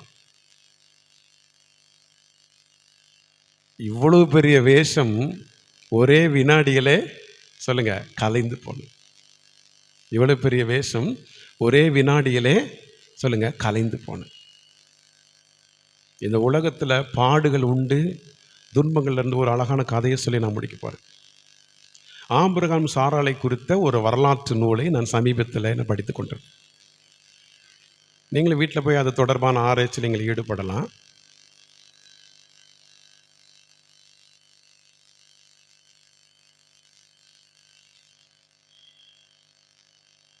ஆதியாகமம் 23ஆம் அதிகாரத்தில் பாருங்க, 2ஆம் வசனம். கானான் தேசத்தில் எபிரோன் என்னும் கிரியத் அர்பாவிலே சாராள் மரித்தார். இந்த அதிகாரத்திற்கு முந்திய அதிகாரம் 22ஆம் அதிகாரத்திற்கும் 23ஆம் அதிகாரத்திற்கும் பல ஆண்டுகள் இடைவெளி இருக்கிறது இல்லையா? மோரியா மலையில் இந்த சம்பவம் நடக்கிறது. என்ன சம்பவம் நடக்கிறது? ஈசாக்கை பலியிடுகிற சம்பவம் நடக்கிறது. அதற்கடுத்து சாராள் அநேக வருடம் உயிரோடு இருக்கிறாங்க. ஆனால் அதை இந்த ஆபிரகாம் சாராளை குறித்த எந்த செய்தியும் பைபிள் இருக்காது. அதுக்கடுத்து நேரடியாக சாராளுடைய மரணம் இருக்கிறது. இதை குறித்த ஆராய்ச்சிகள் என்ன சொல்லுகிறது அப்படின்னா, மோரியா மலை சம்பவத்துக்கு பின்னாடி 2 பேர் செப்பரேட் ஆயிட்டாங்க. அதற்கான 3 ஆதாரங்களும் வேதத்திலே உண்டு. உங்களுக்கு நான் அதை சொல்கிறேன். இந்த மோரியா மலையிலே நடந்ததாக சொல்லப்படுகிற ஒரு புனைவு கதை உண்டு. மித்தாலஜிக்கல் ஸ்டோரி என்று சொல்லுவார்கள். புனைவு கதை நடந்திருக்கலாம், நடக்காமலும் போயிருக்கலாம். ஆனால் அதற்கான சில ஆதாரங்கள் வேதத்தில் உண்டு. அங்கே ஈசாக்கு, ஆபிரகாம், வேலைக்காரன் எல்லாரும் போகிறாங்க. மலைக்கு ஏறியாச்சு. விறகுகள் எல்லாம் அடுக்கப்பட்டு விட்டது. அடுத்து என்ன தான் செய்யணும்? பலி செலுத்தணும். ஈசாக்கு வாலிப வயதில் இருக்கக்கூடிய ஒரு மகன். பலி செலுத்த போறேன்னு சொன்ன உடனே அவன் என்ன செய்வான்? வரமாட்டான். பலவந்தமாக பிடித்துதான் அவனை இங்கே வைத்திருக்க வேண்டும். அந்த விறகு கட்டைகள் மேலே கட்டி அவனை படுக்க வைத்தாச்சு. அதுக்கடுத்து நடந்த சம்பவம் நமக்கு தெரியும். அதற்கடுத்து ஒரு ஆட்டுக்கடாவை ஆண்டவர் காட்டுகிறார். உன் பிள்ளையாண்டன் மேலே உன் கையை போடாதே. கீழே இறங்கி வருகிறாங்க. மோரியா மலையின் கீழே வந்த உடனே ஈசாக்கு வேகமாக ஓடுகிறார். யார்கிட்ட? அவங்க அம்மாட்ட ஓடுறார். நடந்த எதுவுமே சாராளுக்கு தெரியாது. இந்த மோரியா மலையில் இருக்கும் பொழுதே சாத்தான் சாராளில் கனவுல தோன்றதாக ஒரு கதை உண்டு. சாராள் படுத்திருக்கிறாங்க. சாராள்கிட்ட சொல்லாம தான் ஆபிரகாம் ஈசாக்கை அழைத்து கொண்டு போகிறார். ஈசாக்கை அந்த விறகுகள் மேலே படுக்க வைத்து அடுத்த வினாடி சாத்தான் சாராளில் கனவுல தோன்றார். முட்டாள் மனுஷியை, எழுந்திரு, உன் மகன் சாக போகிறான், உன் மகன் சாக போறான். அலறி அடித்து சாராள் எழுந்து உட்கார்ந்தாகலாம். அடுத்த வினாடி சொன்னானா, உன் மகனை கொல்ல போவதே உன் கணவர் தான், உன் மகனை கொல்ல போவதே உன் கணவர் தான். பயந்து நடுங்கி எழுந்து உட்கார்ந்துருக்கான். அடுத்து நடந்த எதையுமே சொல்ல மாட்டான். சாத்தானை பொறுத்தவருடைய ரகசியம் என்ன தெரியுமா? முழுமையாக எதையும் சொல்ல மாட்டான். கனியை புசிக்கும் நாளிலே தேவர்களே போல மாறுவீங்கன்னு சொல்லுவான். நிர்வாணிகளாக மாற போறீங்கன்னு சொல்ல மாட்டான். இதுதான் அவனுடைய ரகசியம். அங்கிருந்து வேகமாக ஈசாக்கு ஓடி வந்தார். அவங்க அம்மாட்ட நடந்த எல்லாத்தையும் சொல்லியாச்சு. எல்லா பொருட்களையும் எடுத்துக்கொண்டு சாராள் ஈசாக்கு அழைத்து கொண்டு போயாச்சு. அங்கே போன உடனே பாருங்க, ஒரு தனியாக ஒரு சாராளின் கூடாரம். நீங்கள் பைபிள் இருக்கு, உங்களுக்கு சொல்கிறேன். பொதுவாக பழைய ஏற்பாட்டு காலத்தில் ஆண்களின் பெயர்களை தான் கூடாரங்கள் இருக்கு. தாவீதின் கூடாரம், சாலமோனின் கூடாரம். சாராள் தனியாக ஒரு வீட்டை உருவாக்கி அங்கே ஈசாக்கோடு வசிக்கிறார்கள். பல நேரங்கள் நள்ளிரவிலே பயந்து பயந்து எழுகிறான் ஈசாக். இந்த ஈசாக்கை ஆசுவாசப்படுத்தி தூங்க வைப்பதற்கென்று சில பாடல்கள், தாலாட்டு பாடல்களை எழுதி பாடி ஈசாக்கை தூங்க வைப்பார்களாம். நீங்கள் அதுக்கடுத்து ஒரு வசனத்தை வாசிங்க.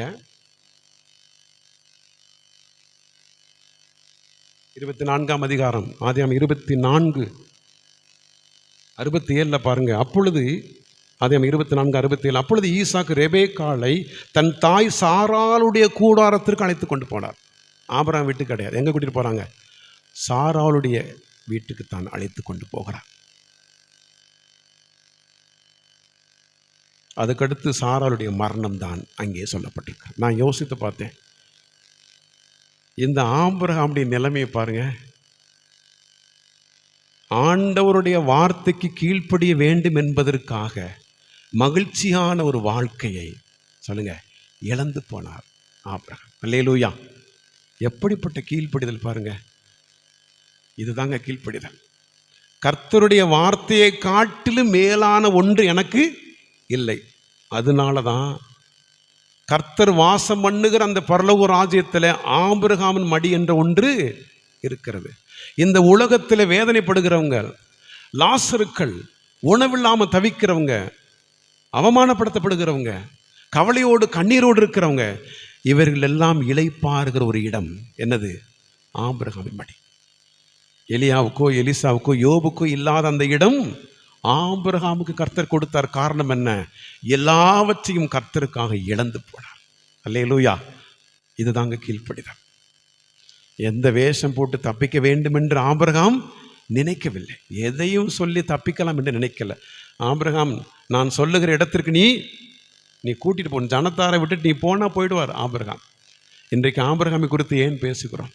கொடா கோடி தூதர்கள் கர்த்தரை புகழ்ந்து போட்டிருந்த இடத்துல ஆபிரகாமின் மடி என்ற ஒன்று வைக்கப்பட்டிருக்கிறதே, இந்த தியாகத்தினுடைய அடையாளம். உங்களுக்கு ஒன்று தெரியுமா? சாராள் என்றால் இளவரசி என்ற அர்த்தங்க. அழகான தன் மனைவியோடு வாழுகிற இந்த வாழ்க்கையை இழந்து போனார் Abraham. That is called obedience. அதான் கீழ்ப்படிதல். சரி, இப்போ நம்ம முடிச்சிடலாம். இப்போ இந்த யெரொபெயாமுடைய மனைவியின்ற வேஷம் ஒரே நாளிலே கலைந்து போனது. எப்படி? இந்த யெரொபெயாமுடைய மனைவி வீட்டை விட்டு வெளியேறின உடனே அகியாட்ட ஆண்டவர் தெளிவாக வருது, ஒரு ப்ளூ பிரிண்ட்டை கொடுத்தாரு. ஏப்பா வர்றது சோன்னு சோ தான்.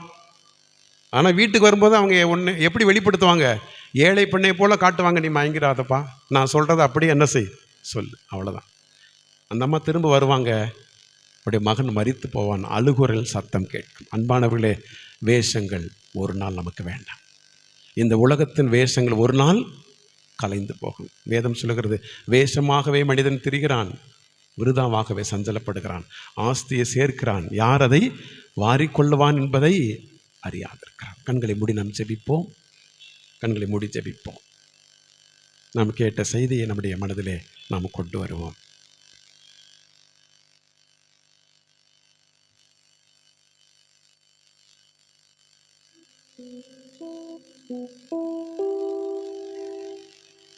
இருள் சூழ்ந்த லோகத்தில்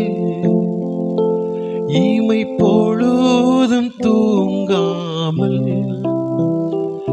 இருள் சூழ்ந்த லோகத்தில் இமை பொழுதும் தூங்காமல், கண்மானி போல என்னை கர்த்தரேசு காத்தாரே.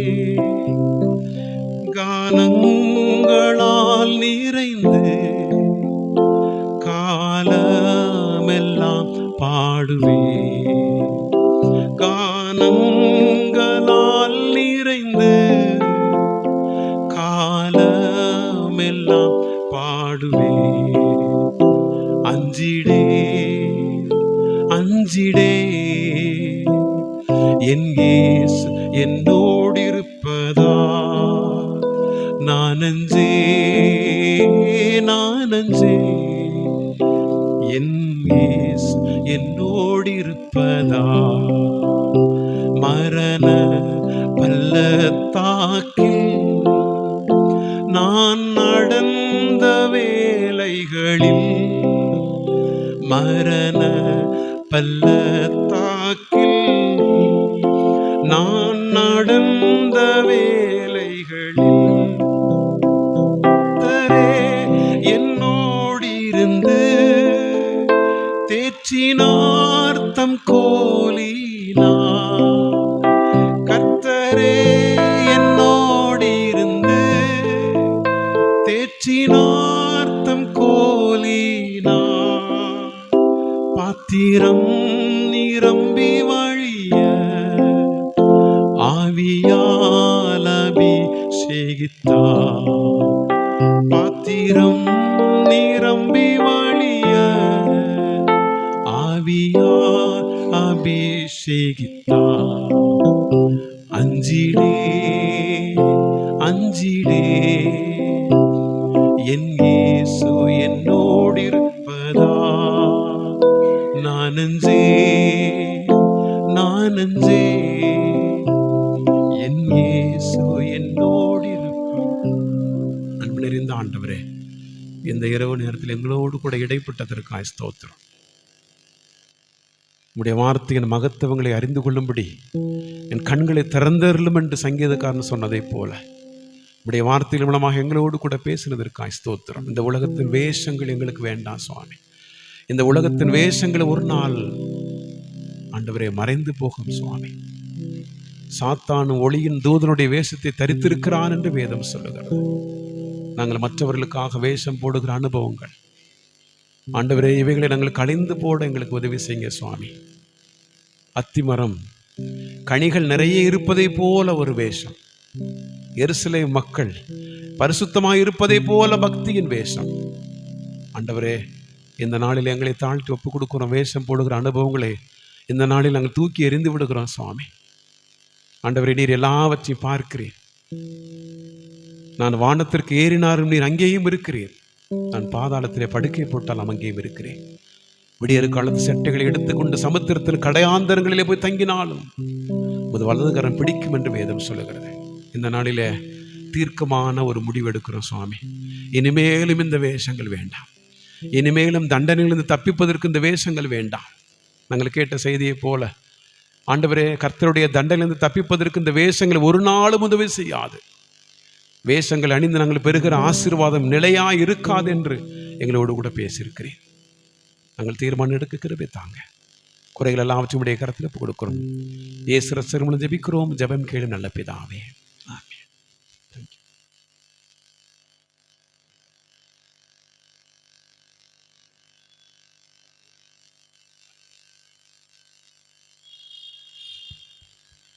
அன்புக்குரியவர்களே, சபையாருக்கு அறிவிக்கப்பட வேண்டிய அறிவிப்புகள்.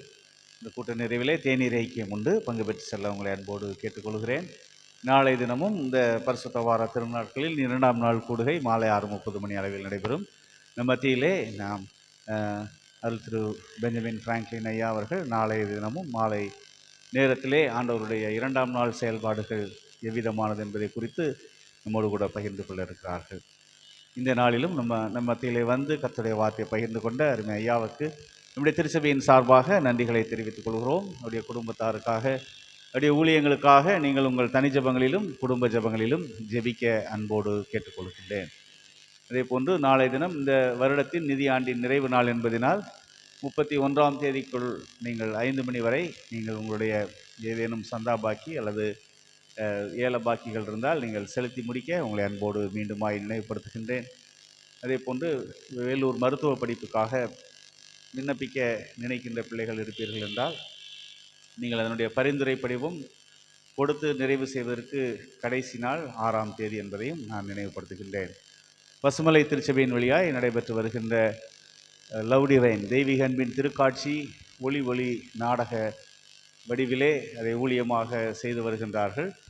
அதையும் நீங்கள் ஜெபிக்கும்படியாகவும் அந்த ஊழியங்களுக்காக அதை நீங்கள் கலந்து கொண்டு அந்த ஊழியங்களை தாங்கும்படியாகவும் உங்களை அன்போடு கேட்டுக்கொள்கின்றோம். திருமண முன்னாலோசனை கூட்டம் நடைபெற இருக்கின்றது. அதற்கு ஆயத்தப்பட்ட பிள்ளைகள் இருப்பீர்கள் என்றால் அதையும் நீங்கள் உருவானவரை தொடர்பு கொண்டு படிவங்களை பூர்த்தி செய்து கொடுத்து பங்கு பெற அன்போடு நினைவுபடுத்துகின்றேன்.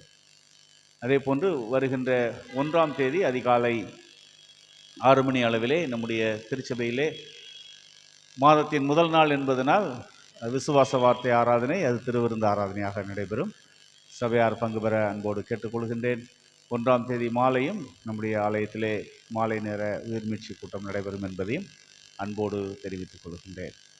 இந்த வேளையிலே நம்மையும் நம்முடைய காணிக்கைகளையும் நாம் கடவுளுக்கென்று படைப்போம்.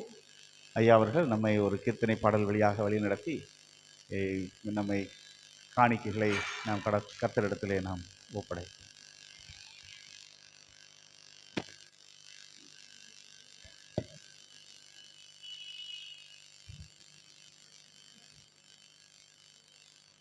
நாம் யாரும் எழுந்து 394வது கீர்த்தனை பாடலை நாம் எழுந்து பாடுவோம்.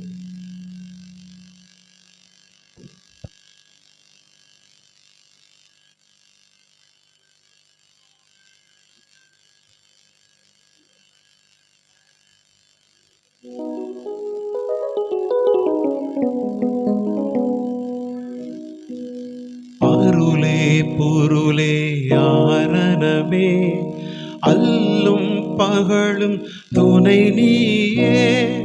அருளே பொருளே ஆரணமே அல்லும் பகலும் துணை நீயே.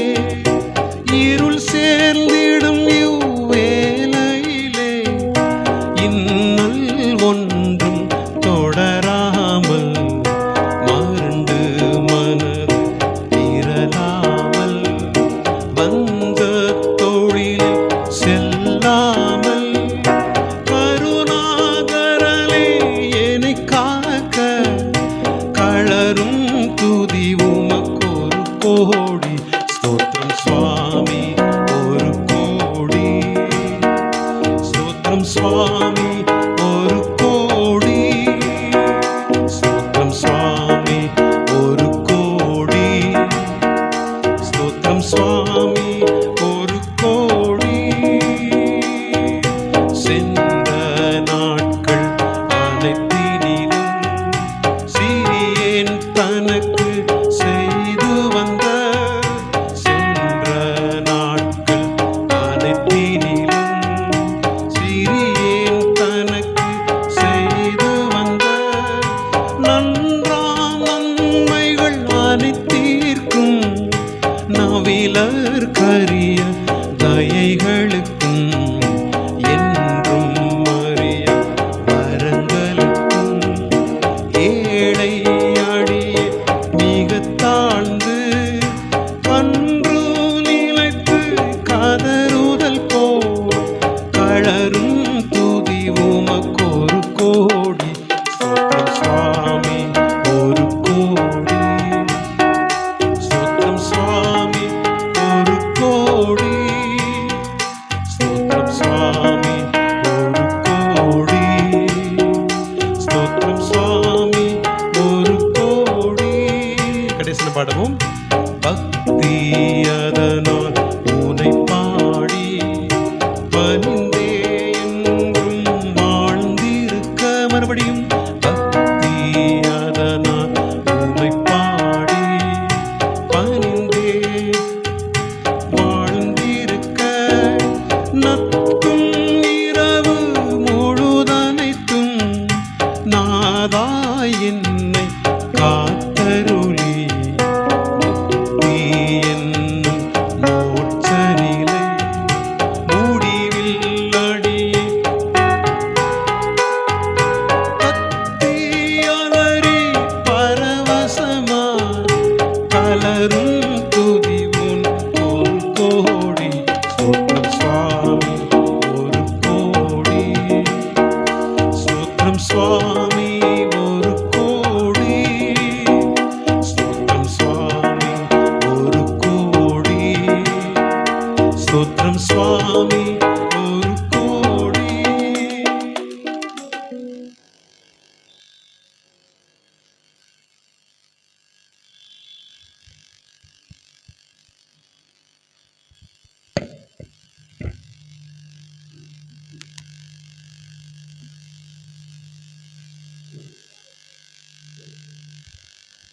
ஜெபம் செய்வோம். அன்பின் ஆண்டவரே, கிருபை மிகுந்தவரே, இந்த நல்ல நாளிலும் நாங்கள் நன்றிருந்தத்தோடு ஒரு நாளும் வெளி வேஷங்கள் எங்களை மீட்புக்குள்ளாகவோ உம்முடைய மன்னிப்புக்குள்ளாகவோ உம்முடைய விடுதலைக்குள்ளாகவோ நடத்தாது என்பதை நாங்கள் அறிந்து இந்த நாளிலுமே ஆண்டவரே, இந்த முதல் நாளிலே நீர் எங்களை அந்த அத்திமர ஊமை வழியாக எச்சரித்ததைப் போல நாங்களும் உமக்கென்று உண்மையோடு உத்தமத்தோடு ஆண்டவருடைய திருக்கரங்களிலே எங்களை அர்ப்பணிக்கின்ற செயல்களோடு நாங்கள் காணப்பட இந்த கிருபையின் காலங்களை எங்களுக்கு நிறைவாய் தந்திருக்கிறீர். நன்றியோடு நாங்கள் உண்மை ஸ்தோத்தரிக்கிறோம் சாமி. கர்த்தர்தாமே எங்கள் குற்றங்களையும் குறைகளையும் பாராதபடி எங்களை ஆசீர்வதித்து அதனால் சவதரித்த நன்மைகளை உம்முடைய திருப்பணிகளுக்கென்று அதை ஏற்றுக்கொண்டும் எங்களை வழிநடத்துகிறீர். அவ்விதமான நன்றி நிறந்ததோடு நாங்கள் உம்முடைய கரங்களிலே பெற்ற ஆசிகளை நாங்கள் உமக்கென்று காணிக்கைகளாக படைத்திருக்கிறோம். சிலுவையிலே உண்மையே நீர் தியாக பலியாய் காணிக்கையாய் கொடுத்ததற்கு ஈடு இணை ஒன்றுமில்லை. அதை நாங்கள் நினைவு கூர்ந்தவர்களாய் எங்கள் உள்ளத்தின் ஆழத்திலிருந்து படைத்த காணிக்கைகளை கர்த்தர் நீர் ஏற்று அங்கீகரித்து ஆசீர்வதிக்கும்படியாக நாங்கள் மன்றாடுகிறோம். இந்த வேளையிலுமே தேசங்களுக்காய் வருகிறோம். போர் சூழல் நிறைந்த தேசங்கள் ஆண்டவர், பஞ்ச சூழல்கள், பொருளாதார தேவைகள், கொடிய வியாதிகளினால் நிறைந்த தேசங்கள் ஒவ்வொன்றுக்குமாய் நாங்கள் வருகிறோம். கர்த்தர் படைப்பனைத்தையும் ஆசீர்வதித்து பாதுகாக்கின்றவர். விடுதலைக்காக உலகில் வந்த தேவன் இந்த பராமரிப்பையும் சமாதானத்தையும் ஒவ்வொரு படைப்பும் பெற்றுக்கொள்ள நீர் உதவி தரும்படியாக நாங்கள் செபிக்கிறோம். எங்கும் உள்ள திருச்சபைக்காக நன்றி சொல்லுகின்றோம். இந்த தபசு காலங்களிலே ஆண்டவருடைய கிருபையின் கரம் நடைபெறுகின்ற அனைத்து திருச்சபையின் ஊழியங்களிலும் உடைய சிலுவையின் அன்பின் அஸ்திபாரங்கள் இன்னும் ஆழமாய் கட்டப்பட அதன் வழியாய் விசுவாச கட்டிடங்கள் எழுப்பப்பட கர்த்தர் எங்களுக்கு உதவி தரும்படியாக நாங்கள் மன்றாடுகிறோம். கர்த்தர் தாமே தென்னிந்திய வட இந்திய திருச்சபையின் ஐக்கியத்திற்காக எங்களுடைய தேசத்திற்காகவும் நாங்கள் நன்றி சொல்லுகின்றோம். ஆளுகை செய்கின்ற உள்ளங்களிலே உம்முடைய மெய்யான சமாதானமும் நீதியும் மக்கள் பெற்றுக்கொள்ள கர்த்தர் உதவி தரும்படியாக நாங்கள் மன்றாடுகிறோம். குறிப்பாக தென்னிந்திய திருச்சபையின் ஐக்கியத்திற்கு கீழாக இருக்கின்ற எங்களுடைய திருமண்டலத்திற்காக நாங்கள் மன்றாடுகிறோம். தென்னிந்திய திருச்சபையின் பிரதம பேராயர், முதன்மை பணியாளர்கள், பொது காரியதர்சி ஒவ்வொருவருக்குமாய் நாங்கள் நன்றிகளை ஏறெடுக்கின்றோம். கர்த்தர் அவர்கள் வழியாய் நீர் கொடுத்து வருகிற உம்முடைய திருப்பணிகளின் தரிசனங்களுக்காக, வழிநடத்தலுக்காக நன்றி சொல்கிறோம். எங்களுடைய மதுரை ராமநாதபுரம் திருமண்டலத்திற்காக நாங்கள் உம்மை துதிக்கிறோம். எங்களுடைய பேராயர் ஐயா குடும்பம், முதன்மை பணியாளர்கள், எங்குமுள்ள திருச்சபைகள், அதில் நடைபெற்று வருகின்ற ஊழியங்கள், ஒவ்வொரு குருவானவர்கள், அவருடைய குடும்பங்கள், ஆலய பணியாளர்கள், அருட்பணியாளர்கள், வேதாகம பெண்கள் ஒவ்வொருவருக்காகவும் நாங்கள் நன்றிகளை ஏறெடுக்கின்றோம். திருமண்டலத்தின் வழியாய் நடைபெற்று வருகின்ற அனைத்து ஊழியங்களுக்காக நன்றியோடு ஸ்தோத்திரிக்கிறோம். கல்வி பணி, மருத்துவ பணி, சமுதாய பணிகளுக்காக உம்மை துதிக்கின்றோம். குறிப்பாக உம்முடைய வெளியேறப்பெற்ற இரத்தத்தினால் நீர் மீட்டு சம்பாதித்திருக்கிற எங்களுடைய CSI KK நகர் மறுரூபாலய திருச்சபையின் குடும்பங்களுக்காக நன்றி சொல்லுகிறோம். இந்த கிருபையின் காலங்களிலே ஒவ்வொரு குடும்பங்களிலும் உடைய மெய்யான சமாதானத்தையும் வழிநடத்தலையும் கட்டளையிடும்படியாக நாங்கள் மன்றாடுகிறோம். கர்த்தர் தாமே இந்த வேளையிலும் அரசு தேர்வு எழுதியிருக்கிற பிள்ளைகளுக்காக, எழுதி கொண்டிருக்கிற பிள்ளைகளுக்காக நன்றி சொல்லுகிறோம். இந்த பரமஞானம் அருமை பிள்ளைகளோடு சுகத்தோடும் பலத்தோடும் பெற்றுக்கொண்ட முயற்சியின் ஆசீர்வாதங்களோடும் நிறைவாயிருக்க கர்த்தர் உதவி தரும்படியாக நாங்கள் மன்றாடுகிறோம். அவ்விதமாக இந்த நாளிலுமே அயல் தேசங்களில் இருப்போர், வெளி மாநிலங்களில் இருப்போர் ஒவ்வொருவருக்காக நாங்கள் செபிக்கிறோம். இந்த வேளையிலுமே பணிக்காக வேண்டி நிற்கின்றவர்கள், பணி மாறுதலுக்காக வேண்டி நிற்கின்றவர்கள், திருமணத்துக்காக காத்திருக்கிற பிள்ளைகள், குழந்தை பெற்றுக்காக வேண்டி நிற்கின்ற பிள்ளைகள் ஒவ்வொருவருக்குமாய் நாங்கள் உடைய பாதப்படில் வருகிறோம். ஒவ்வொருவரையும் உங்களுடைய கிருபையின் கரம் ஆசீர்வதித்து காத்துக்கொள்ள நாங்கள் செபிக்கிறோம். குறிப்பாக உங்களுடைய நினைத்து பார்க்க முடியாத நிலைமையில் இருக்கிற மக்களுக்காக வருகிறோம். அவசர சிகிச்சை பிரிவில் இருக்கின்றவர்கள், தெருவோரங்களில் இருக்கின்றவர்கள், ஏழைகள், விதவைகள், அனாதைகள், கர்ப்பஸ்திரீகள், இன்னும் சிறைச்சாலையில் இருக்கிற குடும்பங்களுக்காக நாங்கள் உண்மை நோக்கி பார்க்கிறோம். மெய்யான பராமரிப்பும் சமாதானமும் நிறைவாயிருக்க கர்த்தர் உதவி தரும்படியாக நாங்கள் செபிக்கிறோம். குறிப்பாக இந்த நாளிலுமே எங்கள் மத்தியிலே நீர் அழைத்து வந்த உங்களுடைய தாசருக்காக நன்றி சொல்கிறோம். அருமை ஐயாவுக்காக, கர்த்தர் அவர்கள் செய்கின்ற ஊழியங்களுக்காக, அவர் பெற்றிருக்கின்ற திருச்சபைக்காக, திருச்சபையின் குடும்பங்களுக்காக ஆண்டவர் நீர் ஆசீர்வாதமாய் அநேக இடங்களிலே உம்முடைய வார்த்தையை அநேகர் ஆசீர்வாதமாய் பெற்றுக்கொள்ளவும், அநேக ஆன்மீக ஆசீர்வாதங்களை நன்மையாய் சுதந்திரித்துக் கொள்ளவும் நீர் அவர்கள் வழியாய் கொடுத்து வருகின்ற, ஆண்டவர் பயன்படுத்தி வருகின்ற கிருபைகளுக்காய் நன்றி சொல்லுகிறோம். அவருடைய அனுதின பயணங்களிலே பக்க நிழலாக இருக்கிற தேவன் பாதுகாப்பை கொடுத்து, ஆண்டவர் உம்முடைய கிருபையின் கரம் அவர்களோடு செய்கின்ற ஊழியத்தின் பணியிலே அநேக ஆத்துமாக்கள் கொள்ளை பொருளாய் மீட்டுக்கொள்ள நீர் அருள் தரும்படியாக நாங்கள் செபிக்கின்றோம். இந்த நாளிலுமே நல்ல பயண கிருபையினால் அழைத்து வந்தீர். மீண்டுமாய் அவர்களுடைய பயணங்களிலே உம்முடைய கிருபையின் கரம் கூட இருந்து காத்துக்கொள்ள செபிக்கின்றோம். திருச்சபையின் ஊழியங்களிலே அவர்கள் வழியான அநேக ஆத்ம அறுவடைகள், ஆன்மீக ஆசீர்வாதங்கள் உண்டாயிருக்க கர்த்தர் இரக்கம் பாராட்டும்படியாக நாங்கள் செபிக்கின்றோம். இந்த நாளிலுமே வந்த ஒவ்வொருவரையும் உம்முடைய திருக்கரங்களிலே நாங்கள் தாழ்த்தி அர்ப்பணிக்கின்றோம். யார் யார் என்னென்ன வேண்டுதல்களோடு உம்முடைய கரங்களிலே வேண்டி நிற்கின்றார்களோ அவருடைய வேண்டுதல்களின் ஆசீர்வாதங்களை இரட்டத்தனையாய் பெற்றுக்கொள்ள கர்த்தர் உதவி தரும்படியாக நாங்கள் செபிக்கின்றோம். பகல் முழுவதும் எங்களை பட்சமாய் பாதுகாத்தி இந்த இரவின் எல்லா தீமைகளுக்கும், தீங்குகளுக்கும், பொல்லாங்களுக்கும் எங்களை விலக்கி உம்முடைய கரத்திலே நல்ல நித்திரையை கண்டு துதிக்கும் துதியோடுகளை நீர் உதவி தரும்படியாக நாங்கள் மன்றாடுகிறோம். நாளை தினத்திலும் மாலை நேரத்திலே உம்முடைய செயல்பாடுகள் எவ்விதமாக இருந்தது என்பதை நாங்கள் இன்னும் சிந்தித்து அறிந்து எங்களை சீர்தூக்கி பார்த்து உம்முடைய சிலுவை நிலையிலே உம்முடைய சாட்சிகளாய் நிற்க ஆவியானவர் எங்களை தொடர்ந்து வழிநடத்த நாங்கள் தாழ்த்துகிறோம். உம்முடைய திருக்கரங்களிலே எங்களை அர்ப்பணிக்கின்றோம்.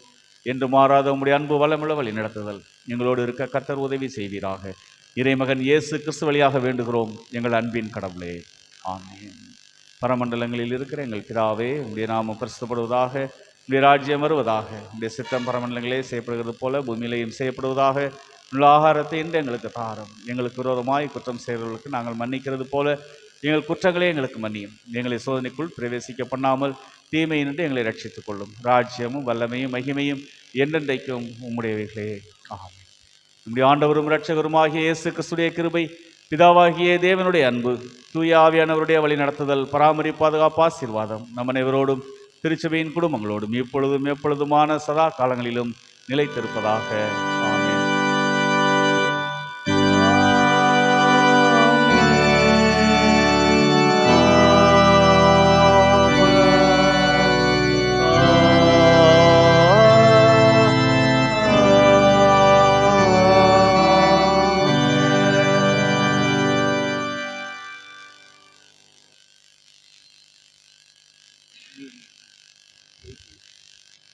யாவரும் ஜெப நிலையிலே பாடல் பாமாலை எண் 88 இந்த அருள் காலத்தில் கர்த்தரே உன் பாதத்தில் பணிவோம் முழந்தாளில் என்ற பாடலை நாம் பாடி நாம் நிறைவு செய்வோம். பாமாலை எண் 88.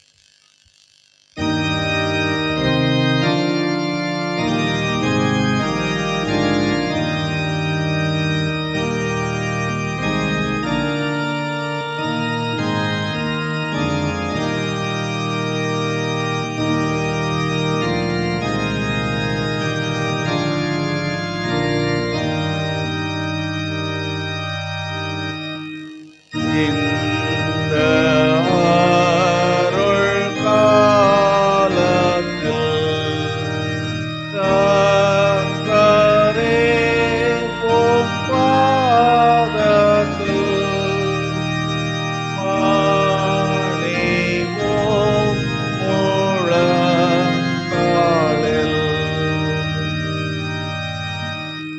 தீர்ப்பு நாள் வரும் முன்னே எங்கள் பாவம் உணர்ந்தே கண்ணீர் சிந்த ஏவோமே.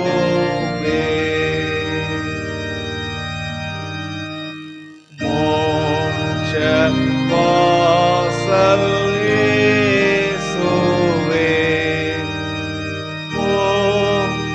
போற்றுவோம் எம் பேரிலே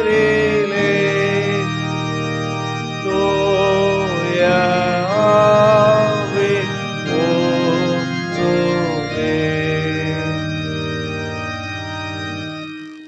உந்தன்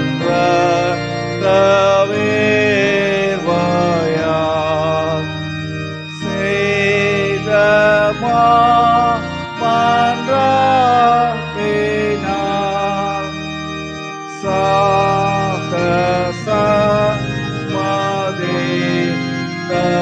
சாகசமதித்ததால்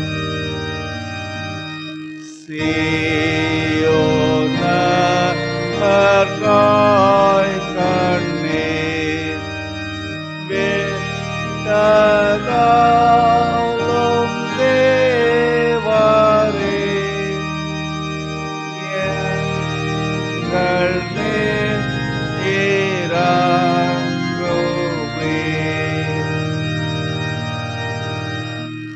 நாங்கள் உம்மை காணவே அருள் காலம் போமுன்னே தஞ்சம் ஈயும் இயேசுவே.